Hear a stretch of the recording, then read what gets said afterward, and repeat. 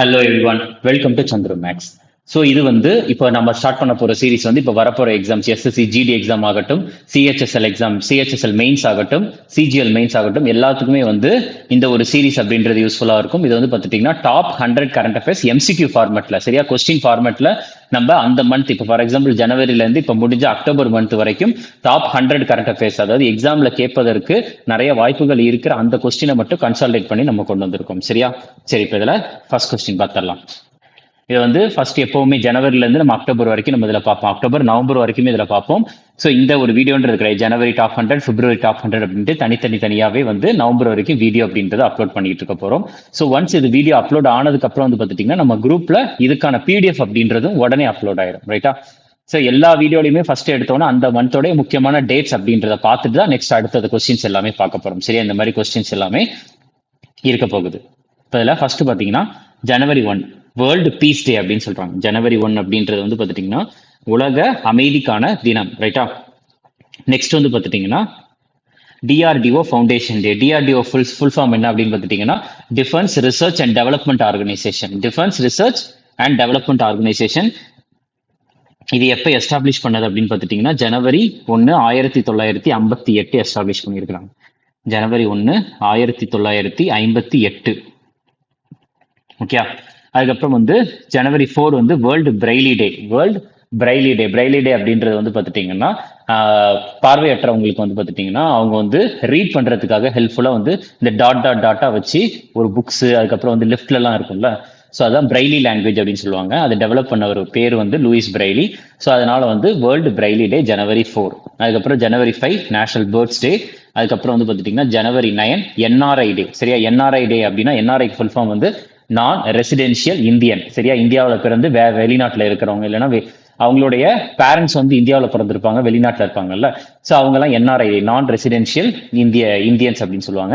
So அதுக்கு அந்த டேக்கு இன்னொரு பேர் பிரவசி பாரதிய திவாஸ். ஏன் இந்த ஜனவரி 9 தான் செலிப்ரேட் பண்றோம்னா, ஏன்னா ஜனவரி 9 1915 தான் என்னாச்சு அப்படின்னா காந்தி, மகாத்மா காந்தி அவர்கள் என்ன பண்ணார்னா சவுத் ஆப்பிரிக்கால இருந்து இந்தியாவிற்கு வந்த நாள் ஜனவரி 9 1915. அந்த நாளை தான் என்ஆர்ஐ டே அல்லது பிரவசி பாரதிய திவாசா செலிப்ரேட் பண்றோம், ரைட்டா. ஜனவரி 10 world Hindi day. Okay, world Hindi day அப்படின்னா ஜனவரி 10. இதுவே national Hindi day. World Hindi டேனா நேஷனல், வேர்ல்டு ஹிந்தி டேனா ஜனவரி 10. நேஷனல் ஹிந்தி டே அப்படின்றது செப்டம்பர் 14. ஓகே, அதுக்கப்புறம் பார்த்துட்டீங்கன்னா national youth day. Swami Vivekananda அவர்களினுடைய பிறந்த நாளை தான் நேஷனல் யூத் டே செலிப்ரேட் பண்ணிக்கிட்டு இருக்கோம், ஜனவரி 12. ஓகே, அடுத்து ஜனவரி 15 ஆர்மி டே. ஜனவரி 15 ஆர்மி டே. அப்ப ஆர்மி டே அப்படின்றப்ப ஜனவரி 15 நம்ம நேவி டே. அதுக்கப்புறம் பார்த்துட்டீங்கன்னா ஏர்ஃபோர்ஸ் டே. அதுக்கப்புறம் Indian coast guard day. Coast guard day. Coast guard day. So அப்ப நேவி டே எப்ப அப்படின்னு பார்த்துட்டீங்கன்னா டிசம்பர் 4. நேவி டே டிசம்பர் 4. ஏர்ஃபோர்ஸ் டே அக்டோபர் 8.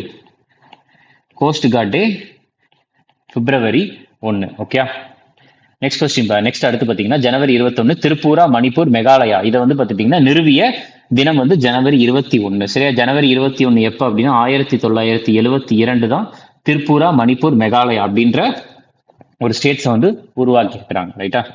அதுக்கப்புறம் ஜனவரி 23 சுபாஷ் சந்திர போஸ் அவர்களுடைய ஜெயந்தி, ரைட்டா. ஸோ இவங்களுடைய பிறந்த நாள் எப்போ அப்படின்னு பார்த்துட்டீங்கன்னா ஜனவரி 23 1897, ரைட்டா.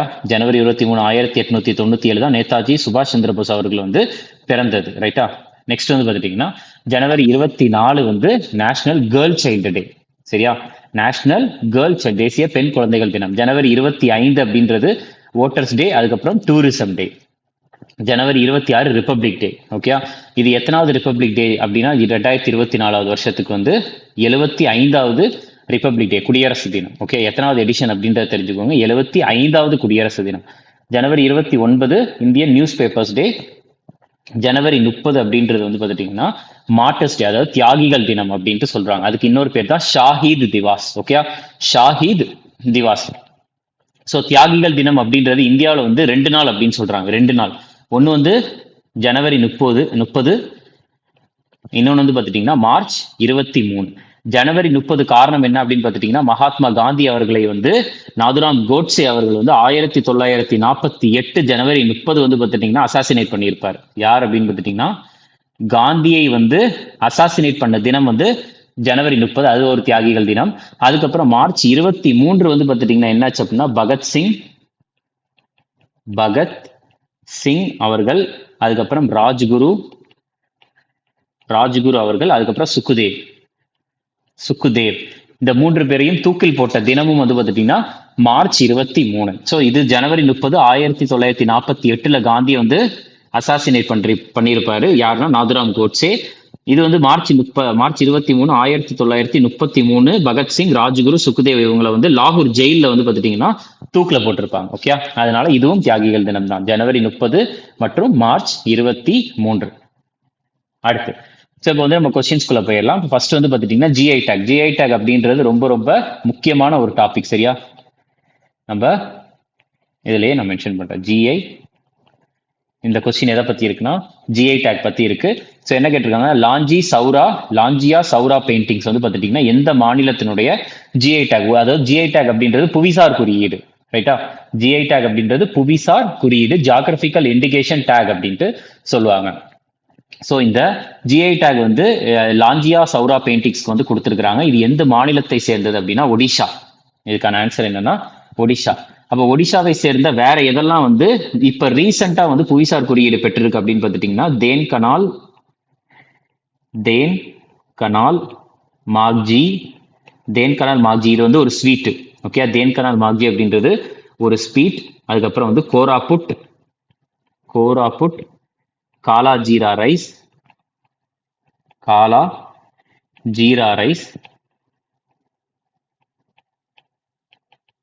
நெக்ஸ்ட் வந்து சிம்லிபால் காய் சட்னி.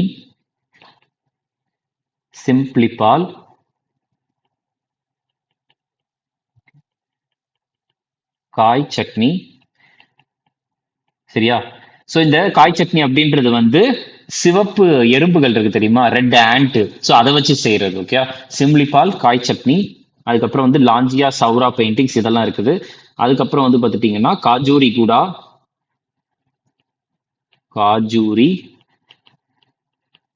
குடா இதெல்லாம் வந்து ஒரு சில ஃபேமஸான இப்ப ரீசெண்டா வந்து புவிசார் குறியீடு கொடுத்தது ஒடிஷால. ரைட்டா, அதுக்கப்புறம் வந்து பாருங்க.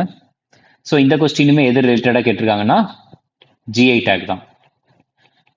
ஜிஐ டேக் எதுக்கு கேட்டிருக்காங்க, காட்சி காரேக் வந்து எந்த மாநிலத்தை சேர்ந்தது அப்படின்றதான் கேள்வி. இதுக்கான answer Gujarat. Okay, Gujarat. So இப்போ நார்மலா ஜிஐ டேக் அப்படின்னா உங்களுக்கு ஜிஐ ஒரு புவிசார் குறியீடு எந்த சட்டத்திற்கு கீழ் கொடுக்குறாங்க அப்படின்னு பார்த்துட்டீங்கன்னா ஜியாகிரபிக்கல் இண்டிகேஷன்ஸ் ஆஃப் குட்ஸ் அடுத்து இங்க வரும். சரியா, குட்ஸ் பிராக்கெட்ல ரெஜிஸ்ட்ரேஷன் அண்ட் ப்ரொடெக்ஷன்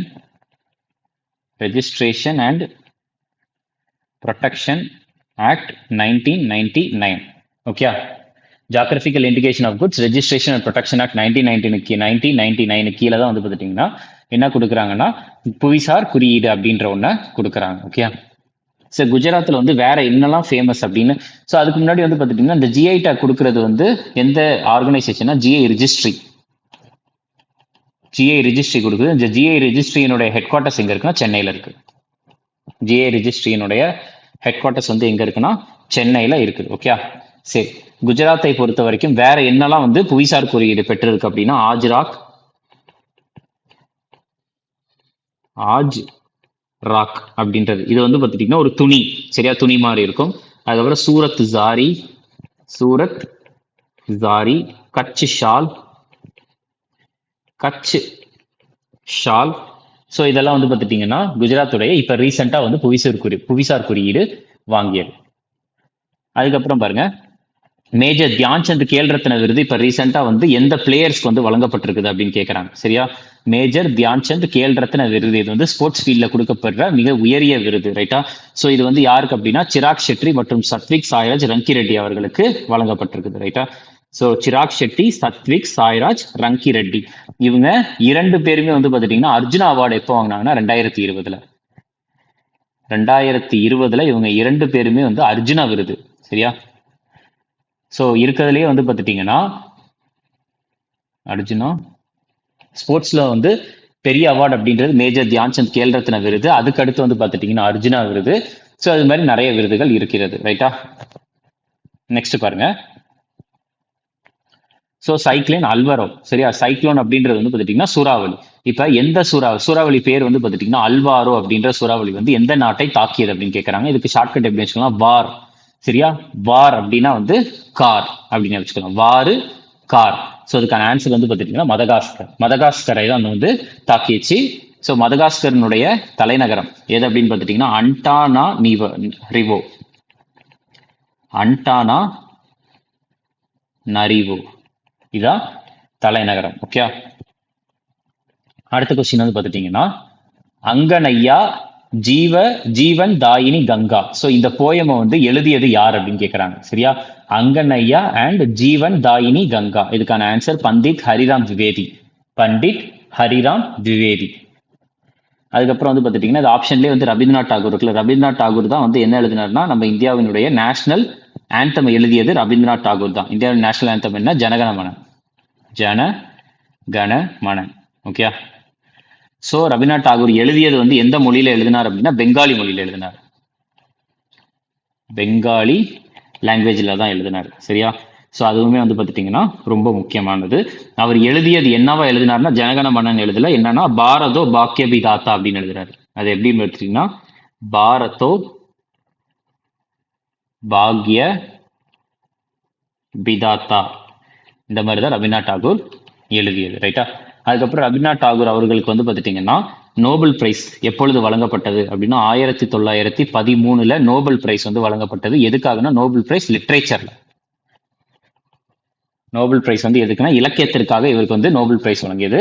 அதுக்கப்புறம் ரவீந்திரநாத் டாகூர் அவர்கள் வந்து ஒரு நூல் ஒன்று எழுதியிருக்கிறார். என்னன்னு பார்த்துட்டீங்கன்னா கீதாஞ்சலி அப்படின்ற ஒன்று. கீதாஞ்சலி. ஓகே. ஸோ இதெல்லாம் ஒரு சில முக்கியமான பாயிண்ட்ஸ் ரவீந்திரநாத் டாகூர் அவர்களை பொறுத்த வரைக்கும். அதுக்கப்புறம் வந்து பாருங்க 29வது இன்டர்நேஷனல் யோகா ஃபெஸ்டிவல் வந்து எங்க நடக்குது அப்படின்றது வந்து பார்த்துட்டீங்கன்னா கேள்வி. இதுக்கான ஆன்சர் புதுச்சேரி. ஓகே. இதுக்கான ஆன்சர் புதுச்சேரி. அப்ப யோகா டே, இன்டர்நேஷனல் யோகா டே அப்படின்றது எப்ப அப்படின்னா ஜூன் 21 தான் இன்டர்நேஷனல் யோகா டே. நம்ம ஃபர்ஸ்ட் டைம் வந்து எப்ப செலிப்ரேட் பண்ணோம் அப்படின்னா 2015 செலிப்ரேட் பண்ணோம். பிரைம் மினிஸ்டர் மோடி அவர்கள் வந்து 2014 அனௌன்ஸ் பண்ணார். ரைட்டா? ஸோ ஐக்கிய நாடுகள் சபையில வந்து 2014 வந்து பிரைம் மினிஸ்டர் மோடி அவர்கள் வந்து அவருடைய ஸ்பீச்ல வந்து அனௌன்ஸ் பண்ணார் இந்த மாதிரி யோகா தினம் அப்படின்ற ஒன்றை செலிப்ரேட் பண்ணணும் அப்படின்ட்டு. அதன்படி 2015 ஃபர்ஸ்ட் டைம் செலிப்ரேட் பண்ணணும். ரைட்டா? அடுத்து பாருங்க. இப்போ ரீசெண்டா வந்து பாலியோலித்திக் குவாட்ஸைட் டூல்ஸ் வந்து எந்த ஸ்டேட்ல எந்த மாநிலத்துல வந்து டிஸ்கவர் பண்ணாங்க அப்படின்னு கேட்கறாங்க. பாலியோ அப்படின்றதுக்கு வந்து மீனிங் என்னன்னா ஓல்டுன்னு அர்த்தம். லித் அப்படின்னா மீனிங் என்னன்னா ஸ்டோன்னு அர்த்தம். அதாவது கற்காலம். ரைட்டா? கற்காலம் குவாட்ஸைட் கருவிகள் வந்து எந்த மாநிலத்துல வந்து டிஸ்கவர் பண்ணியிருக்கிறாங்கன்னா முலுகு மாவட்டம் தெலுங்கானா மாநிலத்துல வந்து டிஸ்கவர் பண்ணியிருக்கிறாங்க. ஓகே. அடுத்து பாருங்க. So FIFA world cup trophy both பிளேயராகவும் கோச்சாகவும். ரைட்டா? அதாவது வந்து பார்த்துட்டீங்கன்னா ஒரு வீரராகவும் பயிற்சியாளராகவும் வந்து பார்த்துட்டீங்கன்னா ஒரு ஃபீஃபா வேர்ல்டு கப் டிராஃபியை ஜெயிச்சது எந்த ஃபுட்பால் பிளேயர் அப்படின்னு கேட்கறாங்க. இதுக்கான ஆன்சர் மரியோ ஜெகல்லோ அப்படின்னு சொல்றாங்க. ஸோ ஃபீஃபாவை பொறுத்த வரைக்கும் வந்து பார்த்துட்டீங்கன்னா ஃபீஃபாவுடைய ஹெட் குவார்ட்டர்ஸ் வந்து எங்க இருக்குன்னா ஜூரிக்ல இருக்கு. ஜூரிக் வந்து எங்க இருக்குன்னா சுவிட்சர்லாண்ட்ல இருக்கு. ஓகே. அது போக ஃபீஃபாவினுடைய ஹெட் தலைவர் வந்து யாருன்னா கியானி இன்ஃபான்டினோ. ஓகே. ஸோ அதுக்கப்புறம் வந்து பார்த்துட்டீங்கன்னா ஃபீஃபா வந்து இப்ப அடுத்து வந்து எப்ப நடக்க போகுதுன்னா ஃபீஃபா வேர்ல்டு கப் 2026 நடக்க போகுது. எங்க நடக்க போகுதுன்னா நார்த் அமெரிக்கா கான்டினென்ட்ல தான் நடக்க போகுது. எந்த கண்டம் அப்படின்னா நார்த் அமெரிக்கா கண்டத்துல தான் நடக்க போகுது. நார்த் அமெரிக்கால இருக்கிற கனடா 3 கண்ட்ரீஸ்ல நடக்க போகுது. என்னென்ன கண்ட்ரீஸ் அப்படின்னு பார்த்துட்டீங்கன்னா Canada, Mexico, United States of America. இந்த 3 கண்ட்ரீஸ்லயும் நடக்க போகுது 2026 ஃபீஃபா வேர்ல்டு கப். ஓகே. அடுத்த கேள்வி பாருங்க. ஸோ IUCN கேட்டகரி, அதாவது என்டேஞ்சர்ட் அப்படின்றது international Union for conservation nature. So நம்மளுடைய கரண்ட் அஃபேர்ஸ் ஃபாலோ பண்ணிட்டு இருந்தீங்கன்னா ஈஸியாக தெரிஞ்சிருக்கும். ஐயூசிஎன்னா என்ன, சைட்ஸ்னா என்ன, அதுக்கப்புறம் வைல்ட் லைஃப் ப்ரொடெக்ஷன் ஆக்ட்னா என்ன அப்படின்றது. அது ஒரு பெரிய லிஸ்ட். அதுவே ஒரு 10-15 நிமிஷத்துக்கு அந்த லிஸ்டே போகும். அதை ஒரு தடவை பாருங்க. ஜஸ்ட் ஐயூசிஎன் அப்படின்னா தெரிஞ்சுக்கோங்க, International Union for Conservation of nature.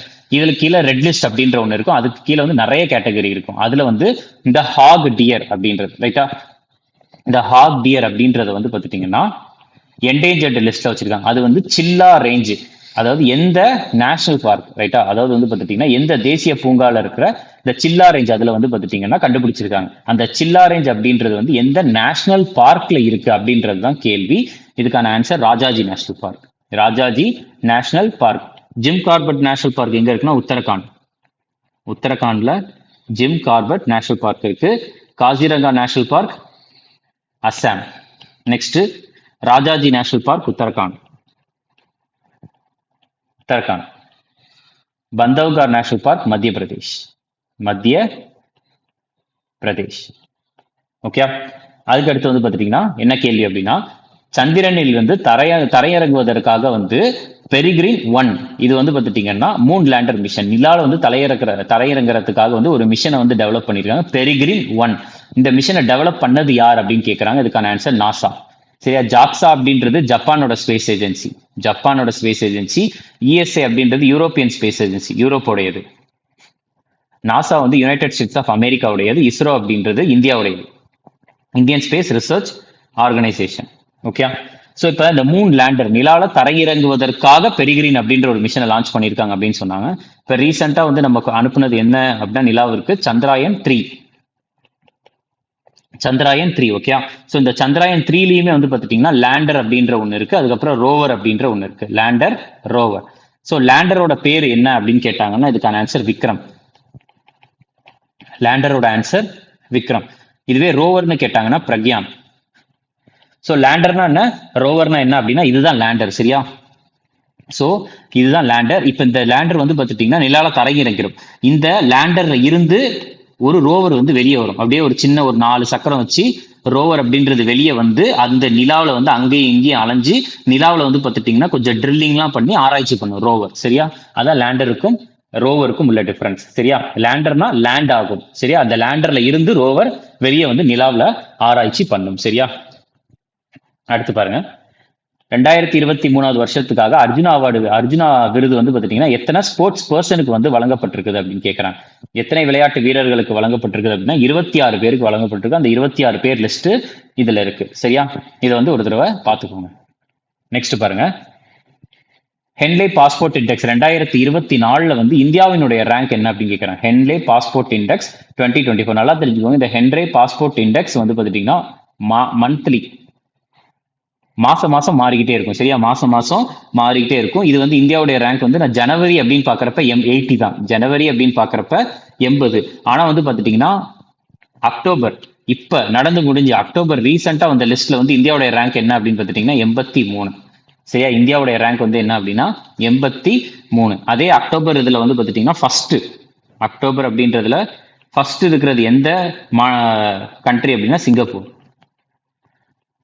So Henle passport index அப்படின்றது அந்த நாட்டினுடைய பாஸ்போர்ட்டுக்கு எவ்வளவு பவர் இருக்குன்றத வச்சு, அதாவது ஒரு பாஸ்போர்ட் மூலியமா எத்தனை கண்ட்ரிக்கு விசா இல்லாம டிராவல் பண்ணலாம் அப்படின்றத வச்சு அந்த ரேங்கை வந்து பிக்ஸ் பண்ணுவாங்க. சரியா. இப்ப சிங்கப்பூர் அப்படின்றது 195 நாடுகளுக்கு விசாவே இல்லாம பயணிக்கலாம். ரைட்டா. ஸோ ஆனா வந்து பாத்துட்டீங்கன்னா இப்ப இந்தியா 83வது ரேங்க் அப்படின்றப்ப வெறும் 58 நாடுகளுக்கு தான் விசா அப்படின்றது விசா இல்லாம பயணிக்கலாம். ஆனா சிங்கப்பூர் அப்படின்றது 195 நாடுகளுக்கு அதாவது விசா இல்லாம பயன்படுத்திக்கலாம். சரியா. விசா இல்லாம பயணிக்கலாம். சோ இங்க 58 நாடுகளுக்கு விசா தேவையில்லை, இங்க 195 நாடுகளுக்கு விசா தேவையில்லை. சரியா. அந்த பவரை வச்சுதான் இந்த ரேங்கை பிக்ஸ் பண்றாங்க. சோ இந்தியாவுடைய ரேங்க் வந்து அக்டோபர் மாசத்துக்கு எவ்வளவு அப்படின்னு பாத்தீங்கன்னா 83. சரியா. ஏன்னா இது மாறிக்கிட்டே இருக்கும். இதை வந்து நம்ம அப்டேட் பண்ணிக்கிட்டே இருக்கணும். சரியா. சரி. அடுத்து வந்து பாருங்க, ஸ்டீல் ஃபேப் 2024 எக்ஸிபிஷன் வந்து எந்த கண்ட்ரியில வச்சு நடந்துச்சு அப்படின்னு கேட்கறாங்க. இதுக்கான answer United Arab Emirates.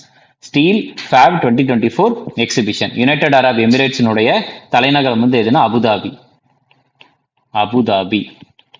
Okay. அடுத்த கேள்வி பாருங்க, சமவேஷா ப்ராஜெக்ட் பை ஐஸ்டம், ரைட்டா? ஸோ எந்த இன்ஸ்டியூட் வந்து அதை நடத்துச்சு அப்படின்றதான் கேட்குறாங்க. சரியா? எந்த இன்ஸ்டியூட் வந்து சமவேஷா ப்ராஜெக்ட், ஐஸ்டமோட சமவேஷா ப்ராஜெக்டை லான்ச் பண்றதுக்காக நடத்துனது எந்த இன்ஸ்டியூட் அப்படின்னா, இதுக்கான ஆன்சர் வந்து ஐஏஎஸ்சி பெங்களூர், அதாவது இந்தியன் இன்ஸ்டியூட் ஆஃப் சயின்ஸ். இந்த ஸ்டெம் அப்படின்றதுக்கு வந்து ஃபுல் ஃபார்ம் வந்து ரீசெண்டா நடந்த எக்ஸாம்லயுமே கேட்டிருக்காங்க. ஸ்டெம் அப்படின்றது full form science, technology, engineering, mathematics. இதுதான் ஸ்டெம்முடைய full form. Science, technology, engineering, mathematics. இதுல ஐ ஸ்டாண்ட்ஸ் ஃபார் என்னன்னா இனோவேஷன். ஐனா இனோவேஷன். அந்த ப்ராஜெக்ட் பேரு சமவேஷா ப்ராஜெக்ட். அதை எந்த இன்ஸ்டியூட் வந்து நடத்துனாங்க அப்படின்னா Indian institute of science Bengaluru தான் நடத்துனாங்க. ஸோ இப்போ இந்த ஐஐடி அப்படின்னு பாக்குறப்ப வந்து இந்தியாவினுடைய ஃபர்ஸ்ட் ஐஐடி, இந்தியாவினுடைய ஃபர்ஸ்ட் ஐஐடி வந்து 1951 வந்து உருவானது. என்ன ஐஐடி அப்படின்னா ஐஐடி காரக்பூர். ஐஐடி காரக்பூர், ரைட்டா? அதுக்கப்புறம் வந்து இந்தியாவினுடைய first IIM, Indian Institute of Management, எப்போ உருவானது அப்படின்னு பார்த்துட்டீங்கன்னா 1961 உருவானது. எங்க அப்படின்னா கல்கட்டால. எங்க அப்படின்னா கல்கட்டா. ஓகே, அதை தெரிஞ்சுக்கணும். நெக்ஸ்ட் கரக்பூர் வந்து ஆக்சுவலா எங்க இருக்குன்னா வெஸ்ட் பெங்கால், ரைட்டா? கல்கட்டா எங்க இருக்குன்னா இதுவும் வெஸ்ட் பெங்கால். நெக்ஸ்ட் வந்து பார்த்துட்டீங்கன்னா அதுக்கப்புறம் இந்தியாவினுடைய first AIIMS, All India Institute of Medical Sciences, எப்பொழுது உருவானது அப்படின்னா 1956 உருவானது. நியூ டெல்லியில உருவானது. அதுக்கப்புறம் வந்து இந்தியாவினுடைய first Indian Institute of Science, இது எப்போ அப்படின்னா 1909 உருவானது. எங்க அப்படின்னா பெங்களூர்ல. பெங்களூரு.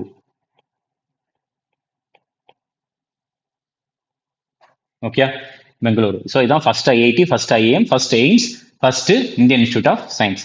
ஓகே, அதுக்கப்புறம் பாருங்க, இதுல என்ன கேட்கறேன் அப்படின்னு பார்த்தீங்கன்னா கிளீனஸ்ட் கங்கா டவுன். கங்கா டவுன்ல வந்து ரொம்ப ரொம்ப தூய்மையான ஒரு கங்கை நகரமா வந்து பார்த்துட்டீங்கன்னா எந்த நகரம் வந்து முதல் இடத்தை பிடித்திருக்கு அப்படின்னு கேட்டிருக்காங்க. இதுக்கான ஆன்சர் வாரணாசி. சரியா? Varanasi first rank. அதுக்கப்புறம் பிரயாக்ராஜ் அப்படின்றது 2வது ரேங்க். ஓகே, நெக்ஸ்ட் பாருங்க, யுவா நிதி திட்டம். யுவா நிதி திட்டம் அப்படின்றது எந்த மாநிலத்தால் தொடங்கப்பட்டது அப்படின்னா கர்நாடகா. யுவா நிதி அப்படின்னா கர்நாடகா. அதுக்கப்புறம் so number 1 global destination award, அதாவது ட்ரிப் அட்வைசர் டிராவலர்னுடைய choice best of the best destination award 2024 வந்து நம்பர் 1 குளோபல் டெஸ்டினேஷன் அவார்ட் எந்த கண்ட்ரி பெற்றிருக்கு, எந்த பிளேஸ் பெற்றிருக்குன்னா துபாய். ஸோ துபாய் தான் வந்து பார்த்தீங்கன்னா நம்பர் 1 குளோபல் டெஸ்டினேஷன் அவார்டு வந்து பெற்றிருக்கு. அடுத்த கொஸ்டின் வந்து பார்த்தீங்கன்னா விச் கம்பெனி அசம்பிள் த திருஷ்டி 10 ஸ்டார் ஏர்லைனர்? இந்த இதில் வந்து பார்த்துட்டீங்கன்னா திருஷ்டி 10 ஸ்டார் லைனர் மேல் அப்படின்னு சொல்லுவாங்க, அதாவது மீடியம் ஆல்டிடியூட் லாங் என்டியூரன்ஸ். சரியா? இதுதான் மேல்கான full form. So medium altitude long endurance UAV அப்படின்னா வந்து அன்மேண்ட் ஏரியல் வெஹிக்கல். அன்மேண்ட் ஆளில்லா விமானம். சரியா? Unmanned aerial vehicle. சரியா? இதுக்கு வந்து அன்மேண்ட் ஏரியல் வெஹிக்கலுக்கு வந்து எக்ஸாம்பிள் வந்து பார்த்துட்டீங்கன்னா ட்ரோன்ஸ், அதுக்கப்புறம் ஆள் இல்லாம பறக்கிற எல்லாமே அன்மேண்ட் ஏரியல் வெஹிக்கல் தான். சரியா? ஆர்டிபிஷியலா பறக்கிற எல்லாம் அது வந்து பார்த்துட்டீங்கன்னா அன்மேண்ட் ஏரியல் வெஹிக்கல். ஸோ இந்த மேல் யூஏவி வந்து அது பேர் வந்து என்ன, திருஷ்டி 10 ஸ்டார் லைனர். இதை வந்து அசம்பிள் பண்ணது எந்த கம்பெனி அப்படின்னா அதானி டிஃபென்ஸ். அசம்பிள் பண்ணது எந்த கம்பெனினா அதானி டிஃபென்ஸ். ஓகேயா? அடுத்த கொஸ்டின் பாருங்க. நெக்ஸ்ட் கொஸ்டின்ல என்ன கேட்கறாங்க அப்படின்னு பார்த்துட்டீங்கன்னா எந்த இன்ஸ்டிடியூஷன் வந்து பார்த்துட்டீங்கன்னா வெப்பத்தை தாங்கும் தடுப்பூசி எதுக்கு, அதாவது ஹீட் டாலரண்ட் வேக்சின், ரைட்டா? எதுக்காக அப்படின்னு பார்த்துட்டீங்கன்னா SARS-CoV-2 அப்படின்னு சொல்றாங்க. ஸோ இப்போ இதில் வந்து பார்த்துட்டீங்கன்னா SARS அப்படின்னு சொல்றாங்களா, இப்போ கோவிட் அப்படின்றதுக்கு சார்ஸ் அப்படின்ட்டு சொல்லிட்டே இருந்தாங்க தெரியுமா அந்த நோய் எப்போ. ஸோ இப்போ SARS அப்படின்றதுக்கு ஃபுல் ஃபார்ம் என்னன்னா severe acute respiratory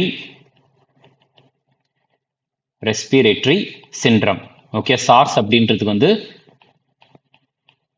full form வந்து என்னன்னு பார்த்துட்டீங்கன்னா சிவியர் அக்யூட் ரெஸ்பிரேட்டரி சிண்ட்ரம் அப்படின்ட்டு சொல்றாங்க. ஸோ அப்போ அதுக்கு அடுத்து வந்து பார்த்துட்டீங்கன்னா கோவிட் அப்படின்னு சொன்னாங்கல்ல, கோவிட். ஸோ இந்த கோவிடுக்கு வந்து ஃபுல் ஃபார்ம் என்னன்னா கொரோனா வைரஸ் டிசீஸ், ரைட்டா? கொரோனா வைரஸ் டிசீஸ், அதுதான் கோவிட் அப்படின்றதுக்கு ஃபுல் ஃபார்ம். ஸோ இதுக்காக வந்து பார்த்துட்டீங்கன்னா வெப்பத்தை தாங்கும் தடுப்பூசியை உருவாக்கியது எது அப்படின்னா Indian Institute of Science. Indian Institute of Science. Next 4 stars of destiny. 4 stars of destiny அப்படின்ற சுயசரிதத்தை, அதாவது தன்னுடைய வாழ்க்கை வரலாறை தானே எழுதியவர். சரியா? சுயசரிதம். இது யார் எழுதியிருக்காங்க அப்படின்னு பார்த்துட்டீங்கன்னா ஜெனரல் மனோஜ் முகுந்த் நாரவானே. ஜெனரல் மனோஜ் முகுந்த் நாரவானே அவர்கள் தான் வந்து எழுதியிருக்கிறாங்க. ஸோ இதுல ஜெனரல் அனில் சௌஹான் யார் அப்படின்னா இப்போ வந்து சிடிஎஸ்ஆ இருக்கிறவர் அவர், அதாவது chief of defence staff. Chief of defence staff சிடிஎஸ்ஆ இருக்கிறவர், ரைட்டா? So chief of defence staff அப்படின்னா ஆர்மி, நேவி, ஏர்ஃபோர்ஸுக்குமே வந்து பார்த்துட்டீங்கன்னா அவங்க ஆர்மியோடைய படைத்தளபதி, ஏர்ஃபோர்ஸோடைய படைத்தளபதி, அதுக்கப்புறம் நேவியோட படைத்தளபதி, இந்த மூன்றுக்குமே வந்து டாப்ல வந்து சீஃப் ஆஃப் டிஃபென்ஸ் ஸ்டாஃப் அப்படின்ட்டு சொல்லுவாங்க. இவருக்கு கீழே தான் எல்லாமே இருக்கும் அப்படின்ற மாதிரி. யார் அப்படின்னா ஜெனரல் அனில் சௌஹான் அவர்கள்.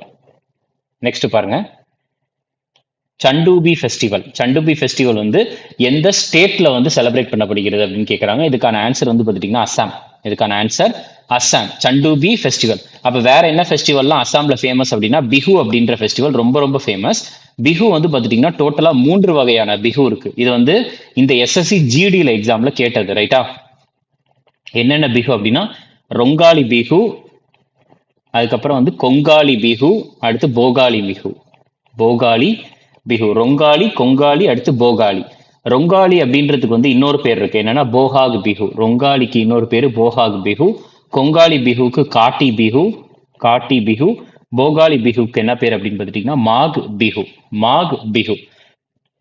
அடுத்து பிரபா ஆத்ரே, இவங்க வந்து பார்த்துட்டீங்கன்னா மிகப்பெரிய ஹிந்துஸ்தானி கிளாசிக்கல் சிங்கர். அவங்க எந்த கரானாவை சேர்ந்தவங்க, அதாவது வந்து பார்த்துட்டீங்கன்னா சிங்கர்ஸ் ஆகட்டும், அதுக்கப்புறம் மியூசிஷியன்ஸ் ஆகட்டும், டான்சர்ஸ் ஆகட்டும், அவங்க எல்லாருமே வந்து பார்த்துட்டீங்கன்னா வேற வேற கரானாவை சேர்ந்தவங்களா இருப்பாங்க. கரானா அப்படின்றது ஸோ அந்த சப்டிவிஷனுக்கு கீழே இருக்க ஒரு சில ஸ்கூல்ஸ். ஸோ அப்ப பிரபா ஆத்ரே வந்து ஜனவரி 2024 வந்து இறந்து போயிட்டாங்க. ஸோ அவங்க வந்து எந்த கரானாவை சேர்ந்தவங்க அப்படின்னு கேட்கறாங்க. இதுக்கான ஆன்சர் வந்து பார்த்துட்டீங்கன்னா கிரானா கரானா. என்ன ஆன்சர்னா கிரானா கரானாவை சேர்ந்தவங்க தான் பிரபா ஆத்ரே அவர்கள், ரைட்டா?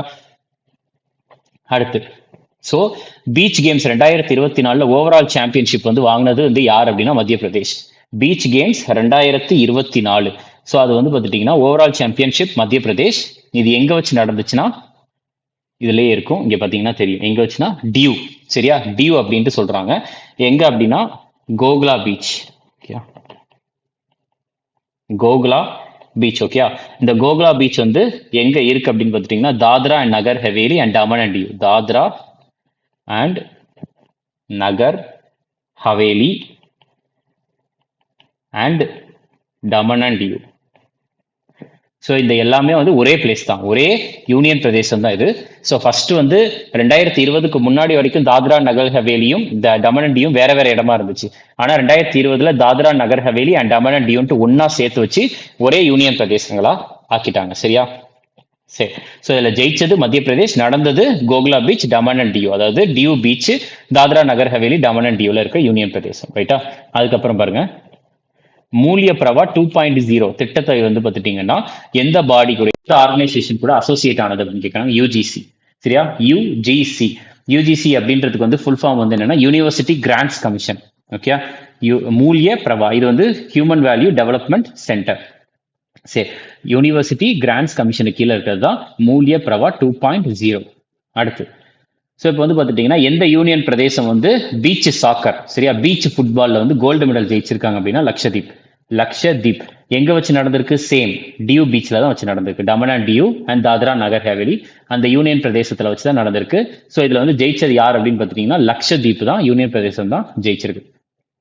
நெக்ஸ்ட் வந்து பாத்தீங்கன்னா வேற என்ன சொல்றாங்கன்னா இப்போ வந்து லவாகாவா அண்ட் பொரச்சாபுரி வைல்ட் லைஃப் சாங்சுரி இருக்கு, சரியா? அந்த வைல்ட் லைஃப் சாங்சுரியில வந்து 40 வருஷத்துக்கு அப்புறம் வந்து எந்த பாலூட்டி இனம் வந்து பாத்துட்டீங்கன்னா திருப்ப புதுசா வந்திருக்கு அப்படின்னு கேட்கறாங்க.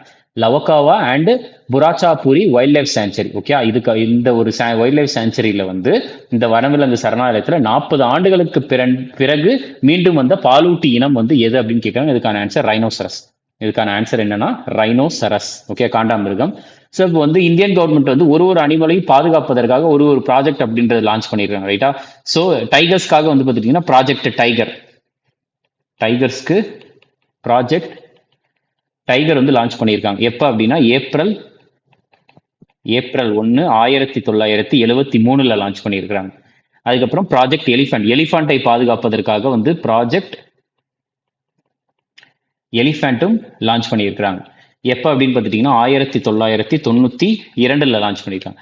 அடுத்து ரைனோசரைஸை காண்டாமிருகத்தை பாதுகாப்பதற்காக ப்ராஜெக்ட் ரைனோ ப்ராஜெக்ட் ரைனோ. அது வந்து எப்பன்னா 2005 இந்த வருஷத்தை மட்டும் கரெக்டா பார்த்துக்கோங்க. ஓகே. நெக்ஸ்ட் வந்து பாருங்க, இந்தியாவினுடைய இஸ்ரோ, சரியா, இந்தியன் ஸ்பேஸ் ரிசர்ச் ஆர்கனைசேஷனுடைய முதல் சோலார் மிஷன், சரியா, சூரியனை வந்து பார்த்துட்டீங்கன்னா ஆராய்ச்சி செய்வதற்காக இஸ்ரோ எடுத்த முதல் சோலார் மிஷன், அதனுடைய பெயர் வந்து ஆதித்யா L1. இது வந்து எந்த வருஷம் லான்ச் ஆச்சு அப்படின்னு கேட்கறாங்க. 2023, சரியா. ஆதித்யா L1, ஆதித்யா அப்படின்னா சூரியன், L1 அப்படின்னா வந்து என்னன்னா லக்ரேஞ்ச் பாயிண்ட் 1, லக்ராஞ்ச் பாயிண்ட் 1, சரியா. டோட்டலா எத்தனை லக்ராஞ்ச் பாயிண்ட் இருக்கு அப்படின்னா வந்து 5 லக்ராஞ்ச் பாயிண்ட் இருக்குது, சரியா. டோட்டலா எத்தனை லக்ராஞ்ச் பாயிண்ட் அப்படின்னா 5 லக்ராஞ்ச் பாயிண்ட். இப்போ ஃபார் எக்ஸாம்பிள் வந்து, ஸோ இது வந்து எர்த்து, அதுக்கப்புறம் வந்து பார்த்துட்டிங்கன்னா இங்கே வந்து சூரியன் இருக்கு. ஸோ இங்கே எங்கெல்லாம் லக்ராஞ்ச் பாயிண்ட் இருக்குன்னா இது வந்து L1 லக்ராஞ்ச் பாயிண்ட், சரியா. அதுக்கப்புறம் வந்து L2 வந்து இங்க இருக்கு. நெக்ஸ்ட் L3 வந்து சூரியனுக்கு பின்னாடி இருக்கு. L4 அப்படின்றது இங்க மேல இருக்கு. அடுத்து L5 அப்படின்றது கீழே இருக்கு. ஓகே. இது அப்படியே நம்ம ஜாயின் பண்ணோம் அப்படின்னு பார்த்துட்டிங்கன்னா இந்த மாதிரி தான் இருக்கும். L1, L2, L3, அதுக்கப்புறம் இந்த மாதிரி, அதுக்கப்புறம் L4, அதுக்கடுத்து ஸோ இந்த மாதிரி ஷேப்பில் தான் வரும். எல்லா L1 எல்லா லக்ராஞ்ச் பாயிண்ட்டையும் ஜாயின் பண்ணோம் இந்த மாதிரி ஒரு ஷேப்ல கிடைக்கும், சரியா.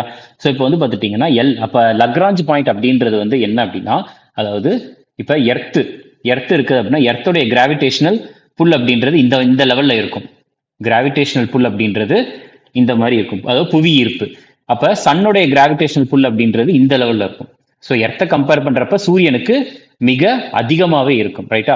ஸோ அப்போ வந்து லக்ராஞ்ச் பாயிண்ட் அப்படின்றது என்ன சொல்றாங்கன்னா, ஒரு 2 பாடி இருக்குன்னு வச்சுக்கோங்க. அந்த 2 பாடியோடைய கிராவிடேஷனல் ஃபோர்ஸ் அப்படின்றது ஒரு குறிப்பிட்ட இடத்துல கிட்டத்தட்ட சமமாக இருக்கும் அப்படின்னு சொல்றாங்க. அப்ப இந்த இடத்துல கரெக்டா இந்த L1 அப்படின்ற இடத்துல வந்து கரெக்டா அவங்க ஃபிக்ஸ் பண்றாங்க. இந்த ஆதித்யா L1 சேட்டலைட் வந்து இங்கதான் இருக்குது. L1 எங்க இருக்குதுன்னா லக்ராஞ்ச் பாயிண்ட் 1ல தான் வந்து ஆதித்யா L1 சேட்டலைட் இருக்கு. ஏன் அப்படின்னா எர்த்தோடைய கிராவிடேஷனல் ஃபோர்ஸும் புவி இருப்போம், இங்க சூரியனுடைய அந்த கிராவிடேஷனல் ஃபோர்ஸும் கிட்டத்தட்ட இந்த இடத்துல சமமா இருக்கிறதுனால எர்த்த நோக்கியும் வராது, சூரியனை நோக்கும் வராது, கிட்டத்தட்ட அதே இடத்துலயே சுத்திக்கிட்டே இருக்கும் அப்படின்ட்டு சொல்றாங்க, ரைட்டா. ஸோ இதுதான் வந்து ஆதித்யா L1 என்னன்னா லக்ராஞ்ச் பாயிண்ட்.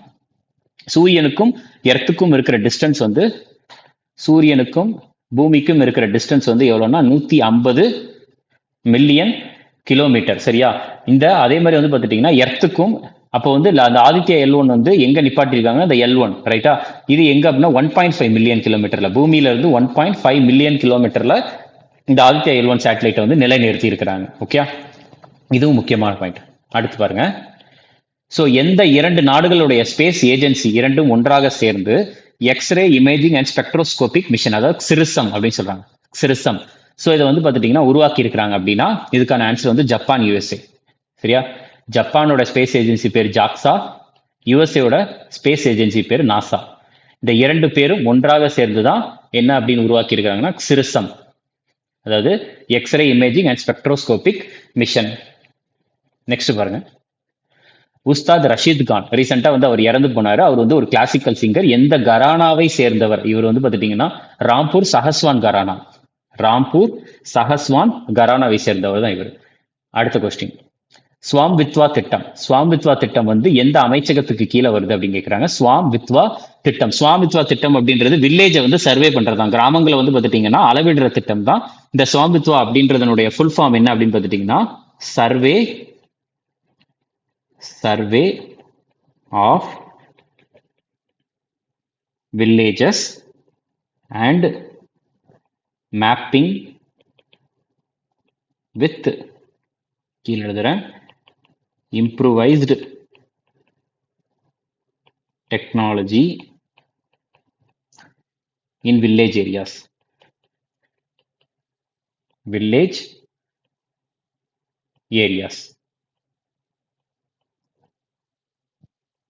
ஓகே, இதுதான் ஸ்வம்வித்வா அப்படின்றதுனுடைய ஃபுல் ஃபார்ம். இது எந்த அமைச்சகத்துக்கு கீழே வருதுன்னா மினிஸ்ட்ரி ஆஃப் பஞ்சாயத் ராஜ் கீழே வருது, மினிஸ்ட்ரி ஆஃப் பஞ்சாயத் ராஜ்.